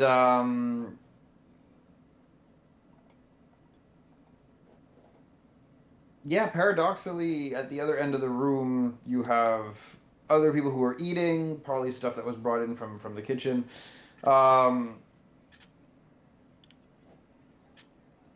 But yeah, again, you have a little bit of everything. You got Vice, you got all sorts of stuff happening there. And, yeah, it's yours to explore. What do you guys do?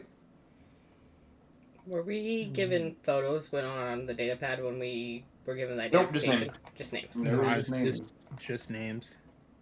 Mhm. And what I would have suggested not to use the names because we don't want to come in here knowing who the bookie is. We want to be directed to the bookie.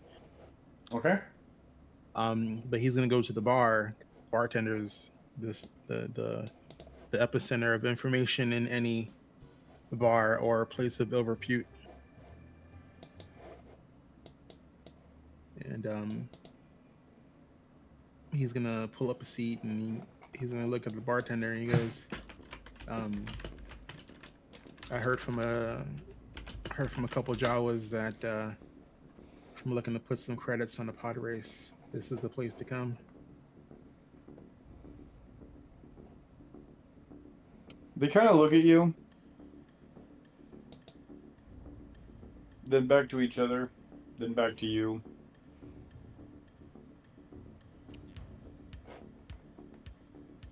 And,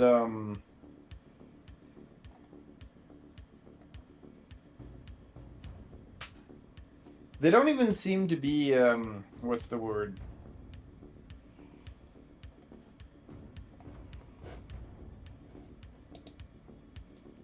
It wasn't, I put this.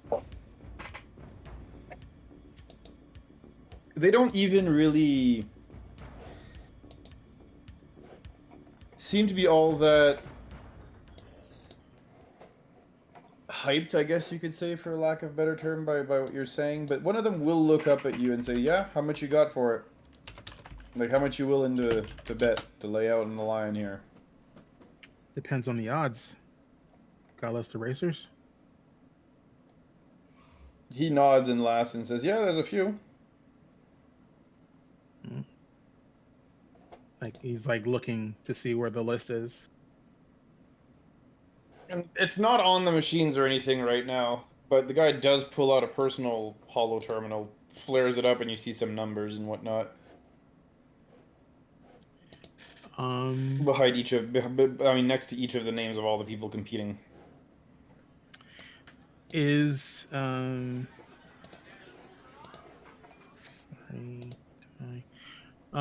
is Mibbel on the list as a racer? Good question. And that's why I asked. Yeah.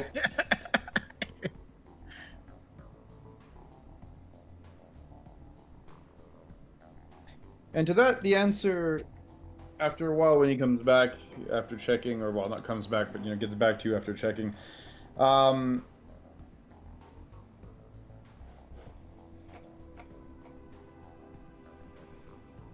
mean, it might not say Mibbel. It might, be like, Junkyard Patsy or something like that. Yeah, so that's where I was getting at. Like, it's not Mibbel's name per se, but there is a last minute entry, that you guys can correlate to both the pod racer you guys saw Mibbel building last, and the actual fact that it does sport the name of the junkyard. What are the odds for that pod racer compared to, like, let's say the top three? Well, if you want my odds, I can give you my odds, but let's just say they're not in the favor of the newbie. Dark horse, huh? If you want to throw your money away, sure. I mean, sometimes you gotta risk it if you want to win it, right? Isn't it better to go with someone who's won before? It's too risky to go for new entries. I mean, what's the fun in that? I mean, It's safer. Yeah, Like, but there's no actually earn your return. money. What money? There's no return on the guaranteed win. The odds are, the odds are, minuscule. You know nothing's guaranteed. I mean, I'd rather just, knock someone over the head and out, take their data pad if I'm going to go that route. I'd earn more money that way. I know nothing about these racer pods, but do most of my betting in live fights. That's the excitement about it. I mean, like, do you bet in a fight on the, the big brute, or, the scrappy underdog who's like, looks like they're full of piss and vinegar? I bet on the one I think's gonna win. You're no fun. Unless just trying to play it up as if they're actually going to place bets, instead of just look at this list. I want to make a note of at least the top three. I'm not sure what the roles are for memorization, but I figure 3 should be easy. Yep. And then I'm gonna be like, let's see. You know what? You know what? I'm gonna put 5,000 creds in the newbie.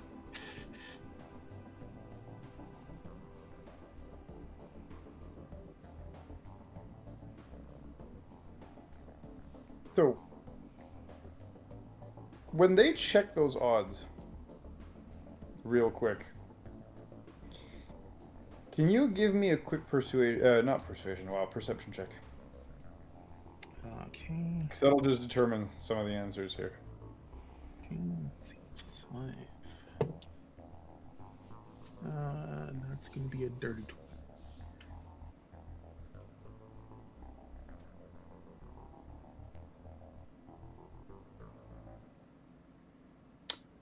So?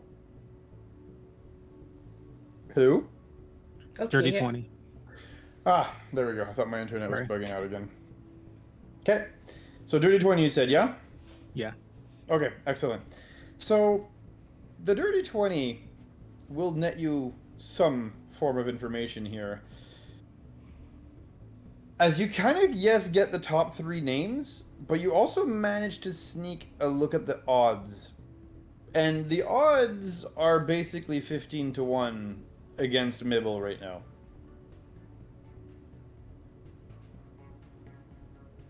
Given, Holy hell. is that something just Kodav sees? I'm sorry, what was that? You broke a little bit. Oh, was that something just Kodav sees? His internet might actually be bugging out. The internet might actually be bugging out, yeah. Yeah. Or it could be his Yeah. mic. He said he was having mic issues earlier. Yeah. True. Question is, Can you hear me Alright, now? let's play the game of... we can hear you now. Yes. Yay, we can hear you. Yeah, reset the mic, sorry. It's Okay, so yeah, you got the odds, and then... Is the odd something only he saw? Well, he got the perception check for it. If Okay. you want to try to also see it, you can also give me a perception check, I don't mind. Okay, I was standing right there and talking with him, so I figured it'd probably be something she could peek at. Well, the guy kind of like snuck a look at it and then shut it back off, right? So it's Yeah. more a matter of whether or not you... Yeah. I meant she's in the area where she could look over to see if she can catch a glance. 19. Yeah, no, you'll also manage to get that same glance. Okay. I could try to take a glance as well if you guys would like. Yeah, I might as well. The book opened, suddenly everyone looked. Sure.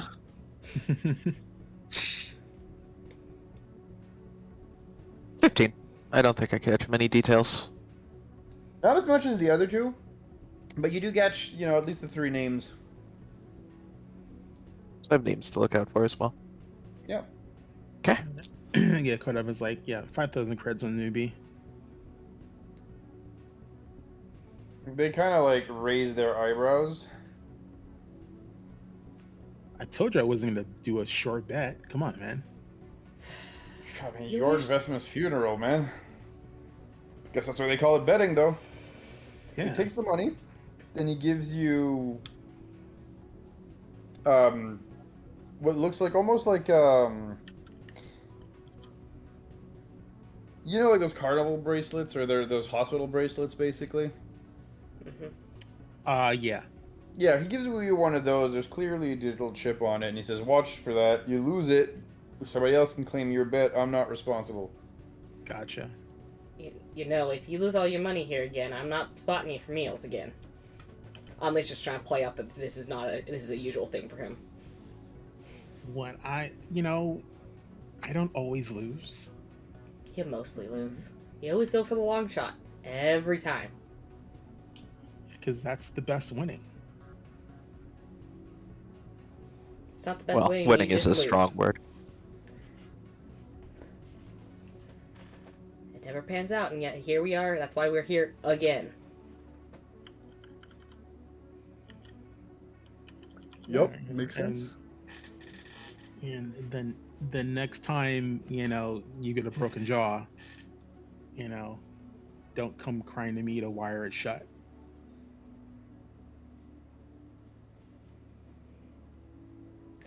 Yeah, I haven't been able to find a good place to fight on this godforsaken rock since we got here, so I doubt I'll have any broken jaw anytime soon.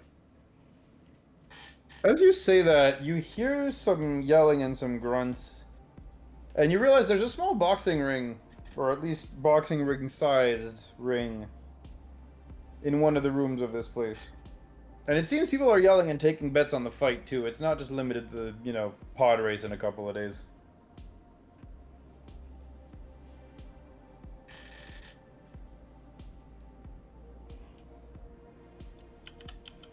Did you hear me, Tim? Yeah.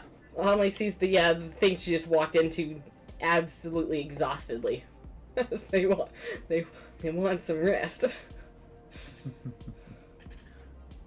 Well, you do have options. I mean, does it look like she wants to actually partake? And if I can tell, She's staring a bit. And you can see her Can I make- considering it. can I make a medicine check to see how healthy she is? Yeah. Okay. Let's do that. All right. I guess my dice actually like me today, or at least this one particular die. 20 for 28. She's a little over half health. Yep. That's very good. He's gonna look at Only and go, look, unless they're gonna, give you a couple back depends to get you back up to full. I mean, it's not like the place is going anywhere. You can come back after getting there. Yeah, that's what I was thinking. Maybe tomorrow, past the time.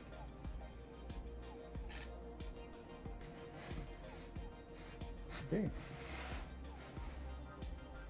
So my question is to you guys now. Now that you got 3 names, the idea of the odds, and the fact that there is something for Only to have fun and do there.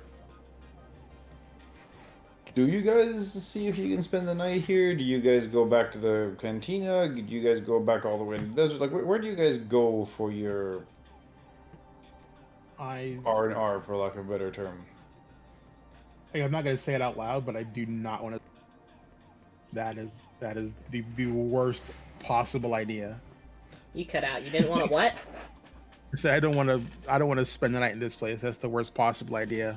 This place is run by the Hut. It's like, I don't think that'll end anywhere near good for us. Fair. Probably. Let's be real. And let's also be real, we've had days of bounty hunters attacking Mibbel. Staying away from him doesn't always feel like the best idea right now. I'm gonna look at the bartender. He goes, what's the deal with the fight ring? Like, just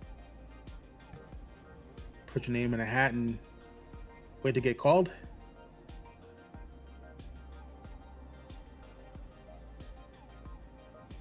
Okay.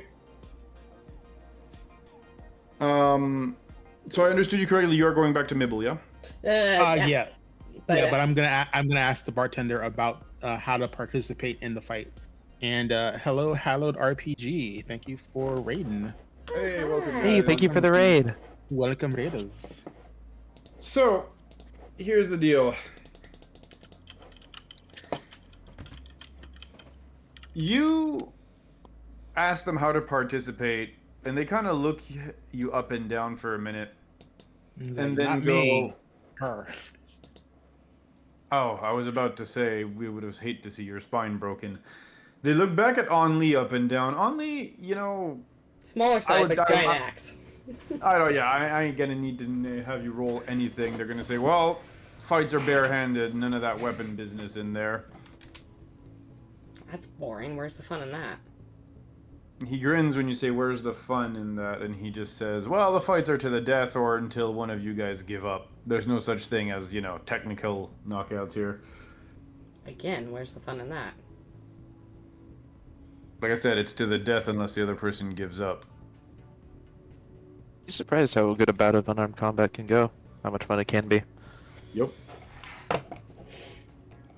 That guy gets it. He points to Orta. You just have to hit so much harder to watch him bleed. Yeah. Your bloodlust. Well, I'll let to say you guys have an option, he says. That being said, unless you have any other important or intelligent questions for me, I have to get back to work. As he starts polishing glasses and filling them up again. Thanks, friend. He was like, well, you're not in any shape to be punching anybody today or taking any punches. And if I'm going to be betting on you again, I at least have fighting odds of getting my money back.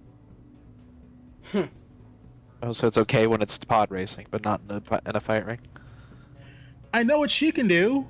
In the ring, it's a guaranteed win. I'm not gonna bet against her. That's stupid. It's only fun when you don't know you're gonna lose. Right. He doesn't like them guaranteed wins. Well, why don't you bet against me then, and maybe you'll come in lucky one day. Nah.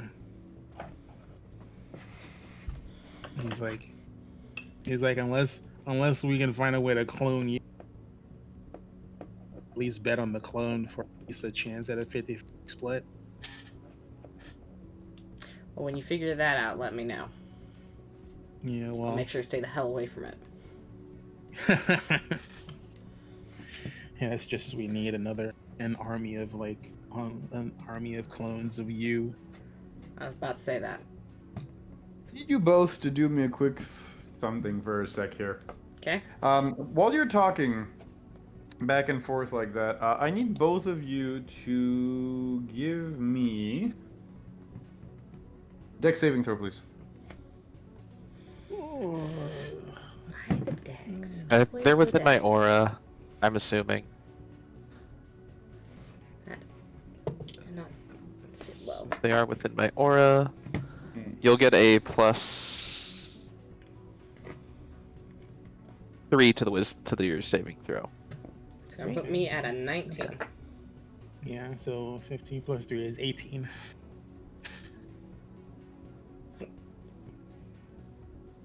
Do I also need to roll a saving throw, actually?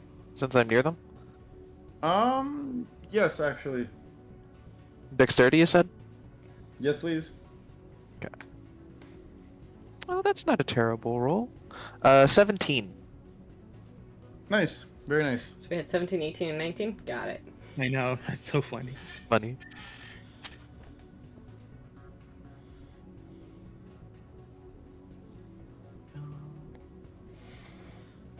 So,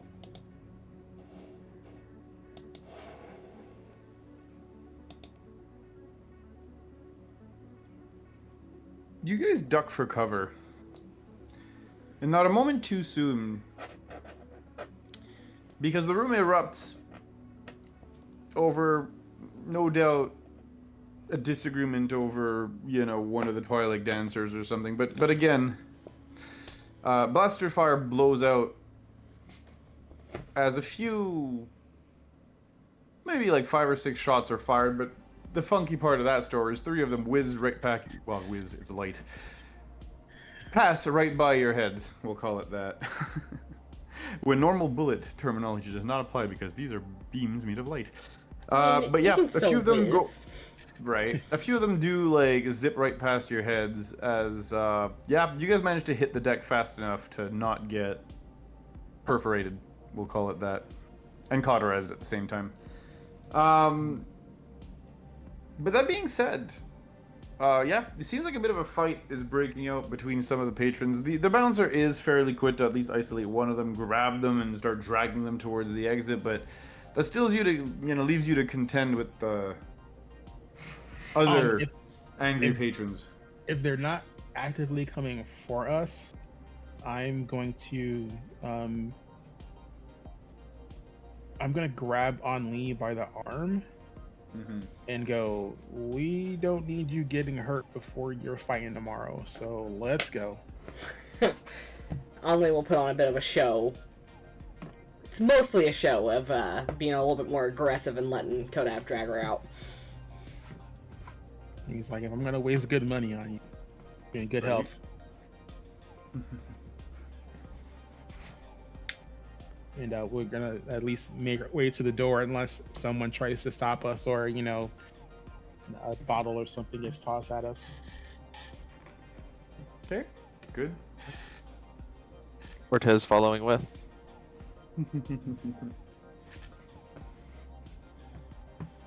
And like that, where do you guys head out? If anywhere. Or head to? Going to, I guess, go to the junkyard and find out about the top 3 racers.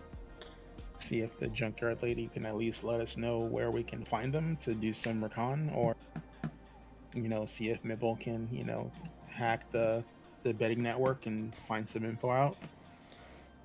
At the very least, head back to Junkyard, take some rest, and then head out in the morning to go find people. Yeah.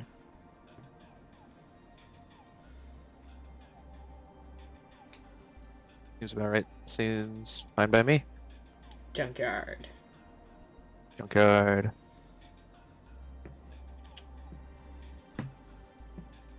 So, you guys check as best as you can in the middle of this chaos for more information, right? But We're going to the junkyard to do. Yeah, we're just headed back we're just so that we exiting can. the I, bar. I thought you were trying to get more info, but I'm guessing you're just having Mibbel try to hack it. Yeah. We're gonna have Oh, Mibbel. okay. Sorry, I thought you were trying to get that out of the people there. Sorry. Okay. Yeah, no, no not- issue then. You easily leave this place. Thankfully, not taking any stray shots or anything on your way out. Couple of close calls, but nothing too crazy. And then you eventually do manage to make it back to the junkyard. I just need to roll a few things to see what happens on your way back. See if there's any encounters. 1 sec. Cool. Encounter dice. You're fine. I'm actually kind of relieved that he rolls that instead of making us roll it. We'd Yeah. have a lot more encounters if we did. I hate rolling encounter dice. Just roll. Oh, it's entertaining to me, but most of the time it ends up not in our favor. Yeah. God, the amount of time Rose almost got the party killed because of the rolling encounter dice. It's like, Jesus Christ. That being said, this time again, the dice are in your flavor. I almost said in your flavor. In your flavor. We are flavored dice. Dishes. Yum yum. Don't eat them. Are you sure? Just taste them. I'm gonna eat them. I mean, Is it like a wine tasting? Dice tasting? I mean, that's why switch cards taste nasty, so you don't eat them. Correct. I'm more, And yes, I'm more that's the shut up because where my brain went next was not good. Right. Ooh, my. You can see who the European is in the room. Wow. And I was talking about me because my brain went the exact same way hers did. I don't know what that says about me then. That you're an honorary European. Got it. Congratulations. Strong blood Congratulations. ties. Exactly. Okay, so we get back to the junkyard. That Hopefully, is correct. Mibbel is alive and not bruised in any way, shape, or form. They said that So- they'd protect him. That's fine. They promised. They Everyone does what promised. they promise. Yeah. It'll be perfectly stupendous. Yeah, and Kodav has the skeptical right. Right. I don't know where any doubts could be coming from. Everyone honors their words. Everyone's a person of honor. Yeah. Totally goes to make sure Mibbel is in one piece. Right. Yeah, no, we're all heading that way. Yep. They might have said they were going to, but we might have believed them, but at the same time, gotta check. Yeah. Believe but verify. Healthy dose of doubt Trust but keeps verify. death away. Right. So, that being said, Swear to God, if someone's kidnapped our little bunny, you two are dead because none of us can build anything. Womp womp. I was getting at.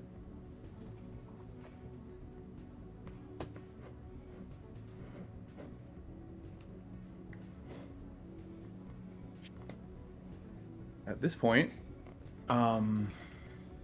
you guys get back to the junkyard. And at first when you get to the outer perimeter, I guess if you want to call it that, nothing really seems to be out of the ordinary. Don't like that. That sounds so foreboding. It really does. Where's Mibbel? We want to lay eyes on Mibbel. Yeah, that's what I was getting at. You guys get there. And that one. Yeah. And when you get there, like I said, it's very quiet, right? And if you enter the junkyard looking for the actual pod that Mibbel's been putting together, and hopefully Mibbel next to it, still no sign of Mibbel. They said that they would protect Mibbel. Maybe Mibbel's Well, that's the inside thing. getting some milk and cookies. Well, that's the Yeah. thing. As you turn the corner, you find several dead Ugnaughts. Holy shit. That's not good. I'm gonna see if any of them are still kicking in any way. Go for it. Or how dead they are, I guess would be a way to put it. Yeah, I'm gonna check as well. Anli's going to do the ranger thing and look around to see if she can tell in like signs of a scuffle in the dirt and what happened here. Okay. We're gonna read the land. 24 medicine to check for dead bodies. Well, live bodies. Okay, and that lay of the land roll for you. Oh. Survival? Hmm. What do you want? You said That's my that dice. you're trying to get the like to figure out what happened through like external sites and whatnot. Yeah. Yeah. Yeah. Survival. Okay, so that's gonna be 17. Go for it. Okay. So the 17. Funny enough, you're not seeing a lot of scuffle signs.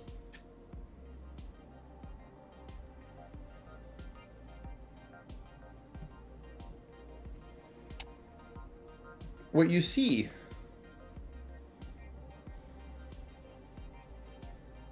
is that it seems that a lot of these guys were killed just by surprise. Sort of surprise round. This was not, dragged on, as one could say. This was extremely quick. Do I pick up any tracks for Mibbel? What do you mean? Like when I'm looking around the ground and looking at what happened here, do I see any signs that Mibbel passed through here at the same time too? No. Mibbel has more distinctive footprints. Yeah, no, not really. Looking at the footprints, though, you do realize that, whatever was wearing those cloaks was most definitely carnivorous. Does it look a little lizardy? Is the junkyard lady alive? The dead? It takes you a while to find her, and not to be racist, it's not because all the Ugnaughts look like each other. It literally just takes you a while to find her, and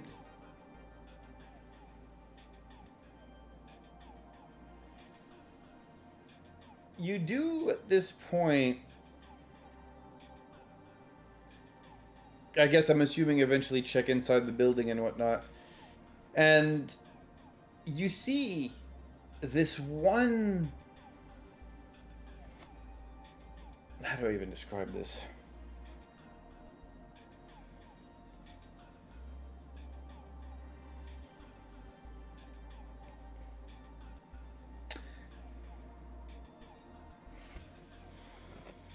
You managed to find to make your way through the main building, and it's in their office that you find them. Sitting behind their desk. And sorry, it's hard for me to describe it. And they're face down.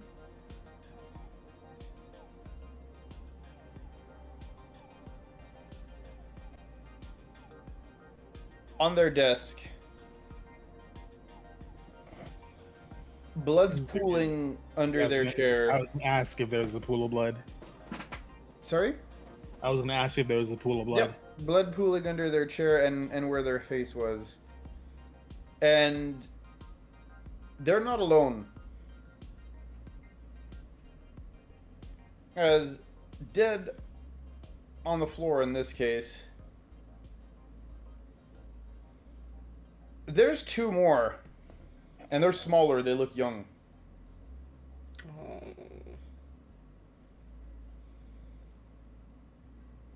They killed her kids.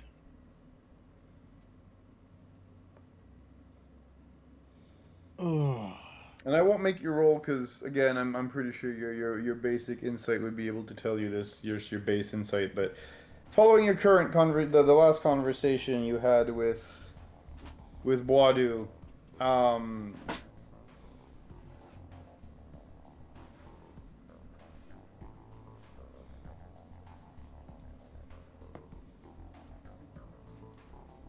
I say this? You're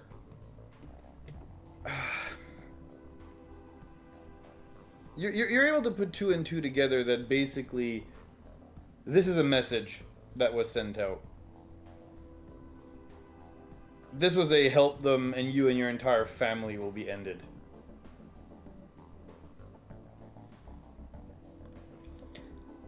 Should have included a ceasefire in your deals with him. Yeah, well, didn't have much of a choice. And you remember your deal with them, by the way, is that he wouldn't go after you and your friends. Yeah. I didn't think he would take out the other faction to leave a message, which means he has Mibbel, which. Or actually, I'm gonna hop on my data pad and be like, Mibbel, if you can respond, where are you? You don't get an answer. You guys know that without the shopkeep, those bomb collars go off.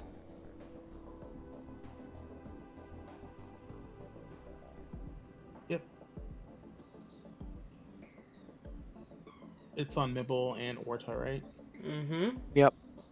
Do we have a rough idea of how they have left before the timer goes off? We probably reset it in the morning once we arrive back. Because it's pretty much, yeah, like a 24 hours or a day cycle for the planet. Midday, I think it was when we came back.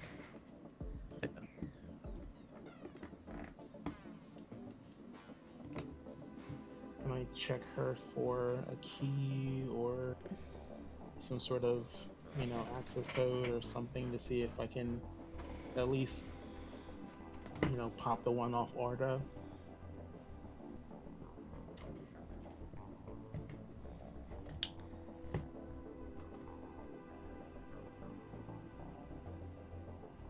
Okay. Hello? Oh, can you hear us? Yep, can you hear me? Now Yeah, we can. can I- It was silent for a while. Can I Yep. check and see if My internet's bugging a bit. It's that time where it tries to reset. gotcha. Always I just between wanna- 1 and 2 a.m. I just want to check and see if I can find a code or data pad or something to at least get the one off Orta since we're not at Mibbel yet. What do you want to get the one off Orta? The bomb collars that can't The bomb be collar. reset anymore because the bomb shopkeep collars. dollars. The 'Cause bomb she's- collars. 'cause- Mhm. Because she's dead. And we have less than 24 hours before Orta's dead. Yep. So, Yeah. you remember her showing you that red button when she negotiated with you? Yeah. A cursory look around her office will show you that very same red button with all the other dials that she had pressed just on a shelf unit not too far from you guys in her office. And that did the reset or does it unlock? It's capable of doing both depending on, which of the buttons you hit and which combination you put. It's basically like a remote for the collars. Okay. Is it something I have to make a roll to figure out which, or have I seen her use it enough to be like, okay, this'll. I do not want to roll dice to see if I blow Orta's head off his head. Yeah. I will not make that roll. I will give it. No. I'll give the remote to him and let him be the bearer of his own destiny. I do not want that on my conscience. Question is, Who do does? they both go off at the same time if you get it wrong? Yes. Ah, just throw some anxiety in there. course. Oh god! And we're at -1 engineer. Okay, not good. So, can Coda figure out how to disable?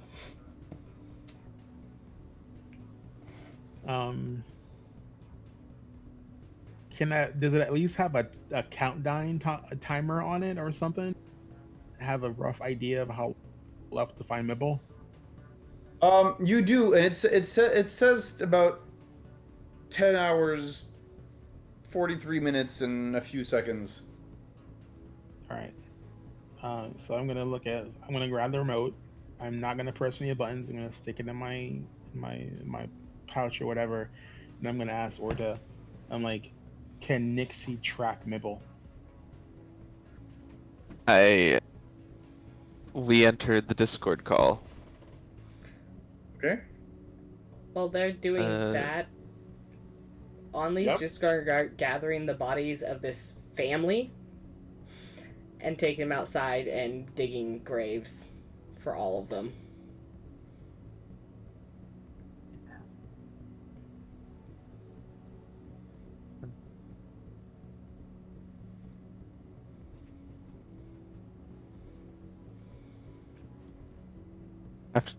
After I reach out to Nixie, I'll be helping with like the graves and stuff and giving a sort of Jedi prayer that they would realistically do for funerals. Ooh, look, Yeah, more I food. I was just waiting. Yeah, I was just waiting to see if Only had anything else she wanted to do because she was saying she wanted to check.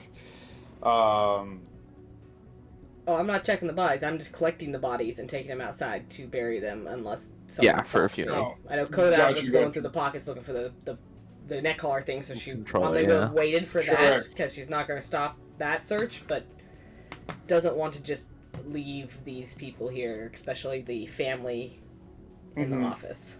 So, or these beings. So, to untangle all of this, yes, Kodav, you will find the remote. Like I said, it was on a shelf not far from where she was. Only you drag the bodies out. Orta, you contact Nixie and you ask. And what do you ask Nixie exactly? We know. Were we able to keep track of where Mibbel went?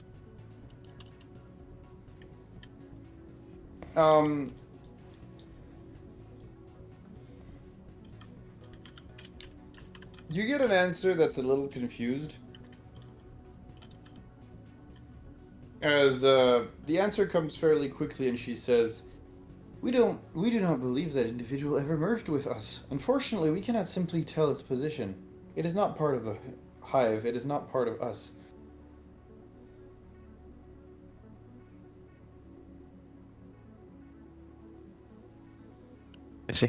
We see. You know?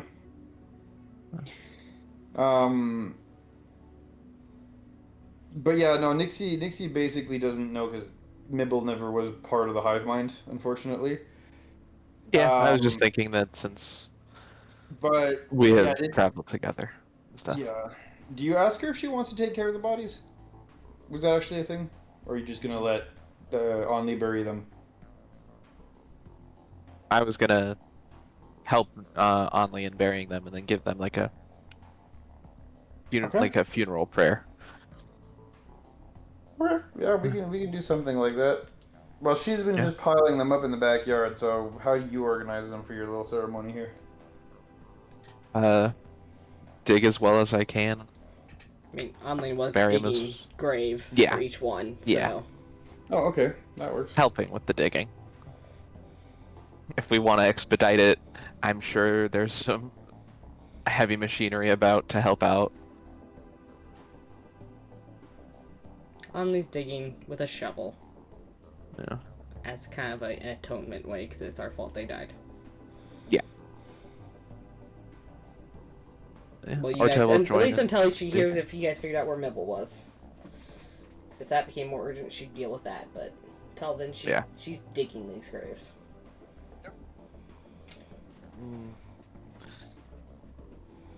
We have no sign of where Mibbel may have gone.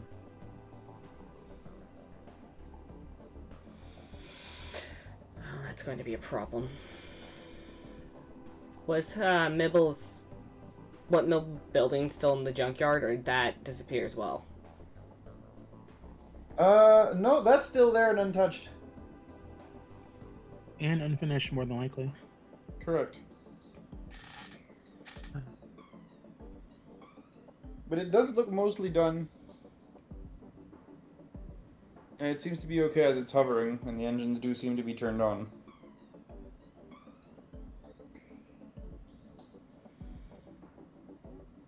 No. That's a problem for after the graves are dug.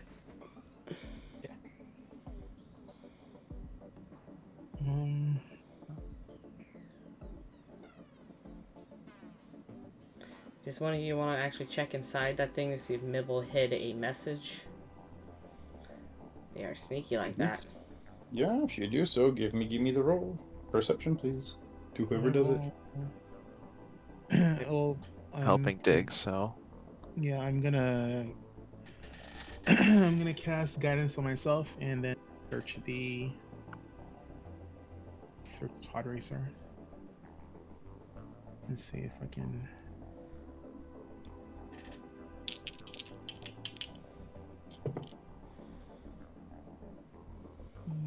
Plus perception. So that's 3, 4 plus 4, 28.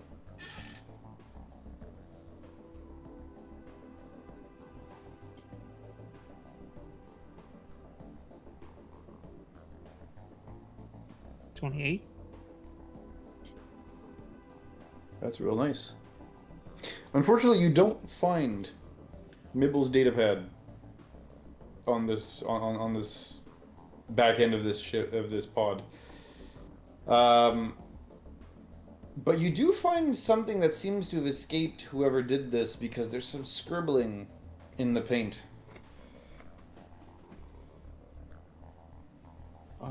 What's the scribble say?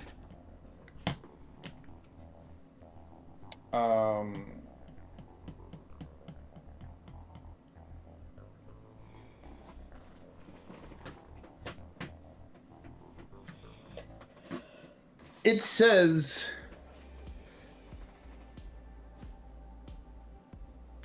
and for a lack of better term in typical Mibbel sarcasm, it just says R and then friends between, you know, semicolons.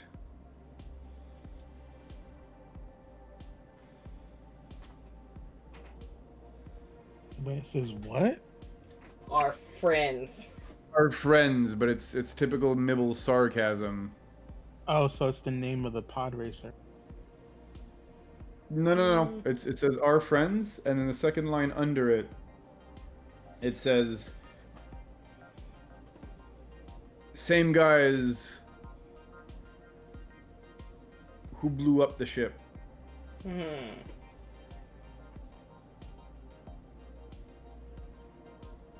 We know who we have to go to. And it says guys plural, of course. Yeah. Fucking lizard bastard. We're back to hunting them motherfuckers down. And you keep losing them on tremor sense? Only when they move out of range. We weren't fast enough in the cantina. Did we leave a way to contact the ship? Or does Nixie have a way to speak with someone outside of her network? Well, Probably. Nixie and Ollie's bomb are on the ship, so. I'm thinking Correct. if we can get the contact to... Hang on a second. Should pull up a name in here instead of just going by the seat of my pants. Takata. She might know how we can track these guys down. That's the original reason I was trying to find her. Kodev is gonna let you contact her and see if she knows. I don't have a contact for the ship, but pretty sure. Can you reach Nixie from here? It's bugging out. I can't hear you guys. 1 second. You want to reach out to Nixie, see if she can get a message to Kata? See if she can help us find the lizard bastard? I can hear you. We can do that. Okay. So to summarize, We what hear we you. didn't hear was that he couldn't hear us. We're going to have Orta reach out to Nixie to relay a message to Kata, Yep, I figured that by that bit so far, yeah. so that we can try and track down these bounty hunters. Hey, what's the message? How do you want to relay that message? So I'm telling Nixie to talk to your mom Without integrating her into the hive.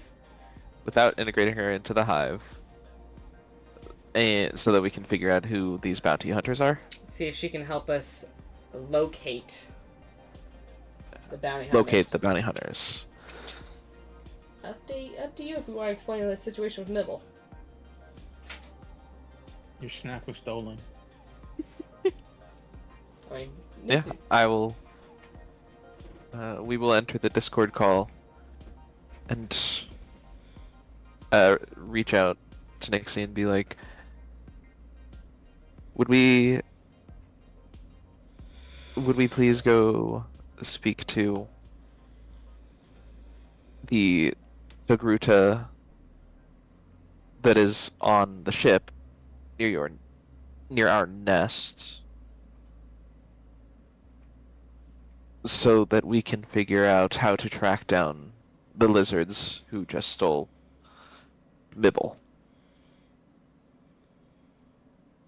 I'm trying to do it in hive mind speak, so that's where I'm a little bit jittery. You say that.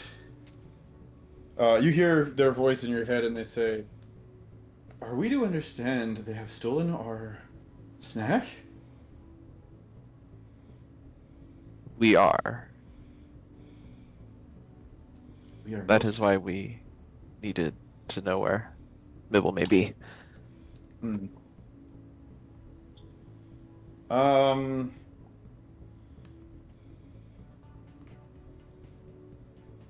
She says she basically asks you for a bit of time. And about maybe 20 minutes to half an hour passes. For that, just to be safe, I will clarify: we are not to integrate the Togruta into the into the hive that is on the ship.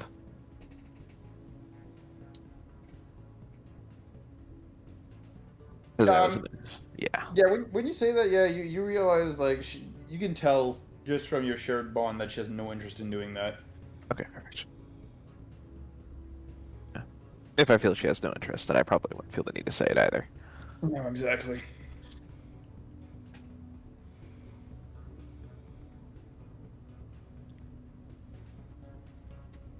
Okay. Yep. But yeah, she says it's gonna take a little bit of time, and it'll probably take about half an hour before she gets back to you with anything concrete.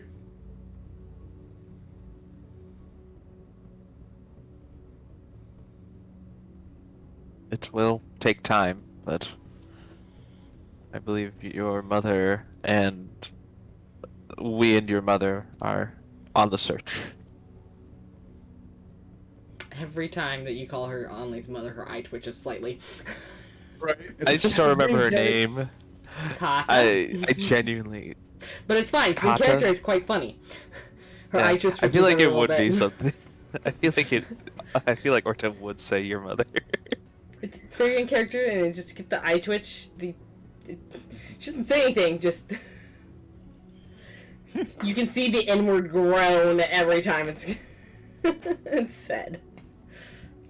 Funny because he should have high enough insight to know that it's causing you turmoil. It is funny. Yeah. But I was I going to keep noticed. searching for anything of relevance. Not specifically with the kidnapping, but you know, if I can access, like, you know, cameras, or if there's any sort of, like, you know, unencrypted data pads or something, I'm looking for information that can either, you know, help us in our situation with the hut, or, you know, see if there's any information of their dealings that can help us with the hut or finding Mibbel.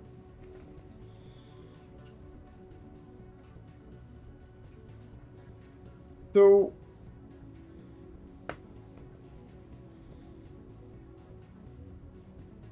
that was a lot of stuff. Question. Enter.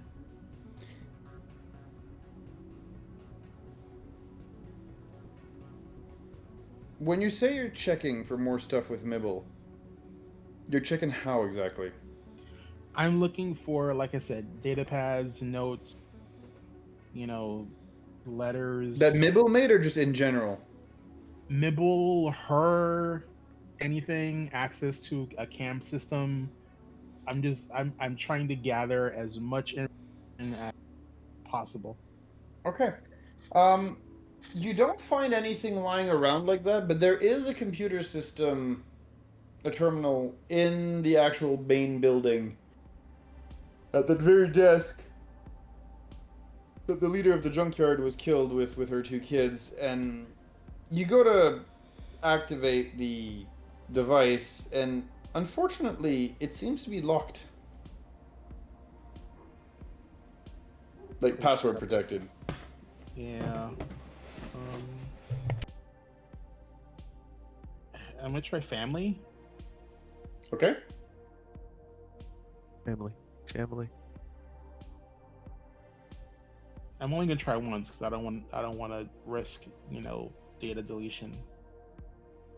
Okay. And if it works, great. If it doesn't, hopefully once we get Mibbel back, we can figure out. Okay, let's see it. I'm just typing in family. I'm not. I thought you were actually rolling for hacks. Rolling. Oh yeah, I'm not trying to hack. I'm just trying to trying to use an obvious password. All right, let me roll on mine to see if that female Ugnaught was secretly Dominic Toretto. No, unfortunately, it does not work. Yeah. Okay. But mi familia. But yes. Okay. Family and Elvish. Wait, that's all right. Wait, pause, objection, get out.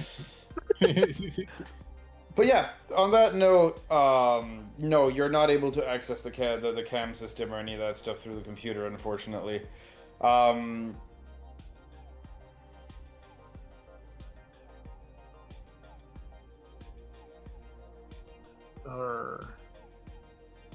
right. Well, I guess in the time it took for Kodaf to do his searching, is Omni still burying bodies, or is that done? That's a good question. Cortez helping. Yeah, I'd say they'd be done by that point. All right.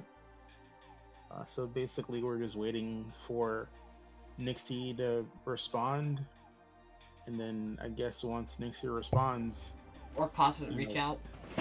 yeah, head to, I guess, I hate to say it, the Hutt's mansion, or wherever we know the Hutt's going to be, and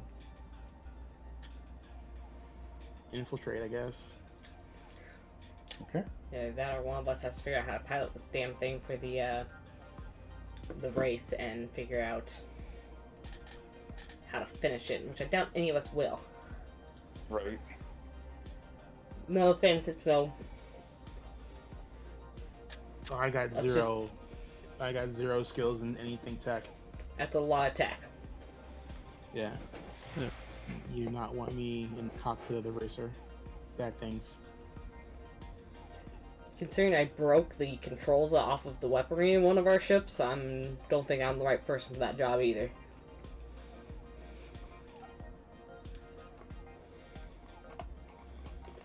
Will not claim any prowess in Let's pilot. get our pilot back. Just waiting for. Cut out there, Az. So waiting for Nixie. Yeah. Funny enough, it's not Nixie herself in person that comes and grabs the leftovers, for lack of better terminology. What leftovers? We have no leftovers, I buried them. Yeah, everything is buried. Okay. Once this is done, and you guys check,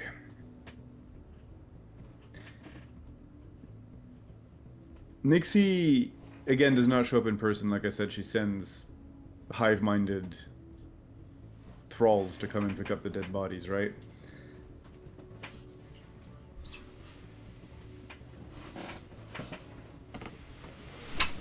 I believe we were just wanting to get Hmm?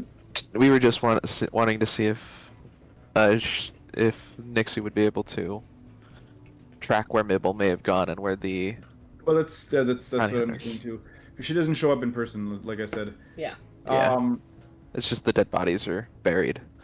So There's no dead bodies to be collected. You finished burying them. I thought you had just thrown them in the in no, the, we the were graves. giving them I a didn't know, proper burial. I didn't know you had like topped the graves off and the whole 9 yards already. Yeah.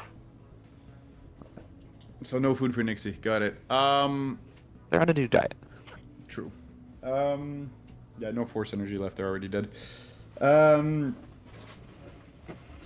that means she has to eat them alive, bro. What the hell have you done? But that being said, you do still have those thralls show up, even though they don't pick up the dead bodies. And on the sides of them coming to pick up and realize, oh yeah, there's nothing to pick up, they kind of look around a little bit. Then they come back to you, and you hear the Wi-Fi pop in your head, Orta, and they say, we have looked around, and the only tracks leaving this place seem to head back to town. Back to town. Yes. Back to town? No, back to town. Back to town. Back to town. That's not the name of the city. You can't see me, but I'm face planting in my keyboard right now. I was about to say, the DM now Oh, hates yeah, us. yeah.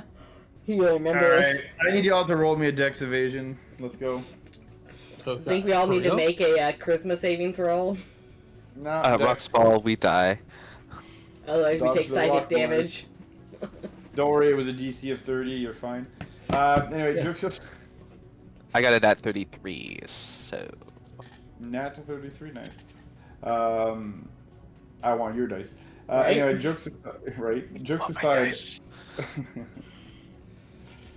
Yeah, it seems like you guys are gonna have to head back towards town as far as what Nixie's guys are telling you.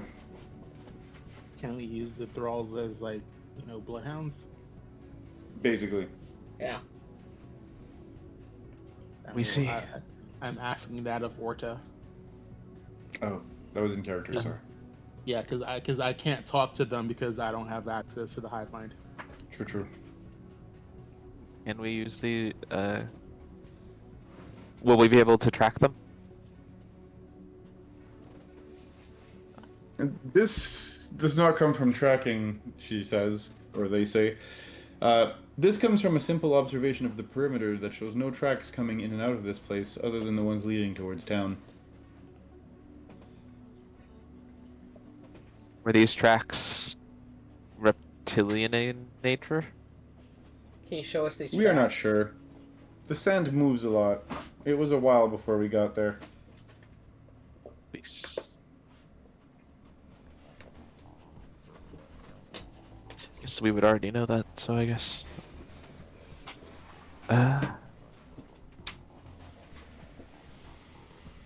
So the only tracks are to town.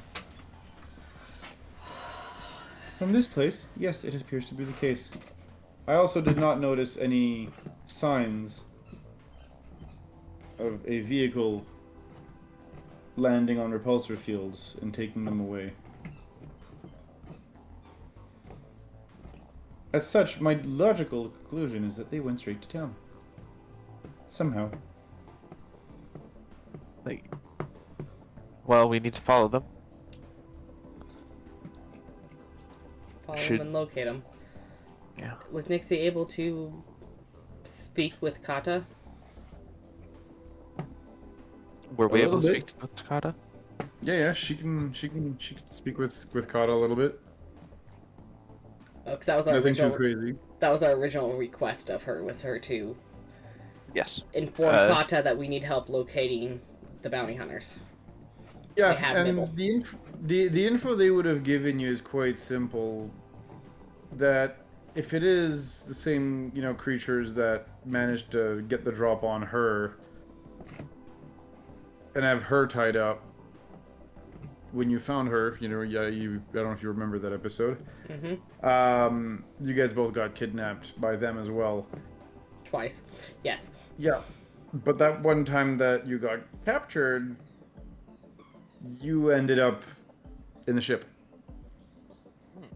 Right? Remember you were in the base? Yep. Which technically is the ship. Right.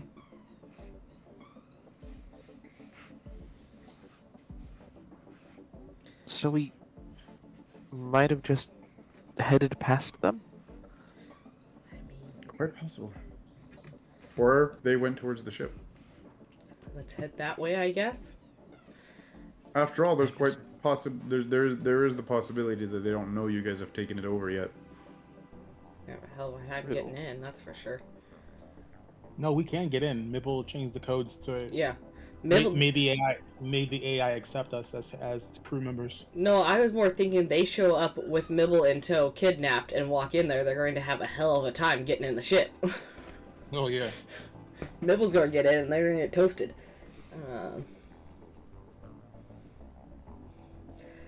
Yeah, let's head, I guess, towards the ship. Annoyed that she's lived on this fucking rock for so many years and couldn't simply point us in the direction to find some goddamn bounty hunters, but here we are.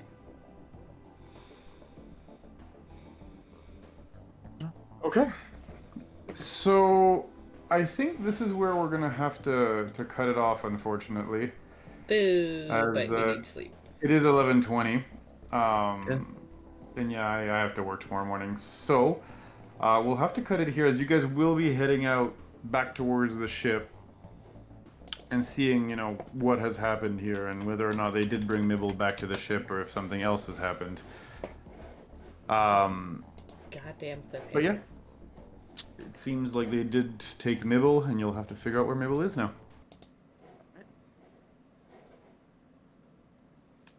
That being said, this is not our only show. And so if you want more content, yeah, you guys on Monday have Destiny Forge that's run by Rojan. Please understand that we are on the summer schedule, so we are not necessarily quite as consistent as we usually are, but this will be no longer an issue, most probably after August, September. On Tuesdays, you have us with Tales of the Outer Rim. We do alternate once every 2 weeks. Again, this summer is extremely busy, so the schedule has been a little inconsistent, but we will do our best to try to keep up. On Thursdays, you have 2 alternating shows. You've got Tricorn Isles, which is again a D&D kind of piratey D&D being run by Rojan. And on alternating Thursdays, you have Zorro, who is running Mass Effect Horizons, our Mass Effect 5e. Then on Saturdays, we also have 2 alternating shows with Withered Wastes, again run by Rojan. And then you have The Downfall of Propriety, that is being run by Malls. Finally, we have 2 evening shows. We have Vigilance 6, also run on Saturdays at 8 p.m. by Rojan, which is our completely homebrewed, mix-mashed of a bunch of different system superhero show. And then we, on the alternating Saturdays, have our Daggerheart campaign, which is also run by Rojan. Called, I believe, the City of Redemption. I think that's the official title now. Yeah, City of Redemption. That is correct. Correct. There we go. The title has been chosen. And so that's it. That's all the shows you can get from us. And I thank you guys for tuning in. Again, sorry if things were a little slow today. Unfortunately, I'm having some slight technical issues. I need to replace my microphone. The other one fried out. Anyway, I got a bunch of stuff I'm trying to handle, but it'll get better. Thank you so much for tuning in, and I look forward to seeing you guys in a couple of weeks for more Tales of the Outer Rim. Thanks for tuning in. I'm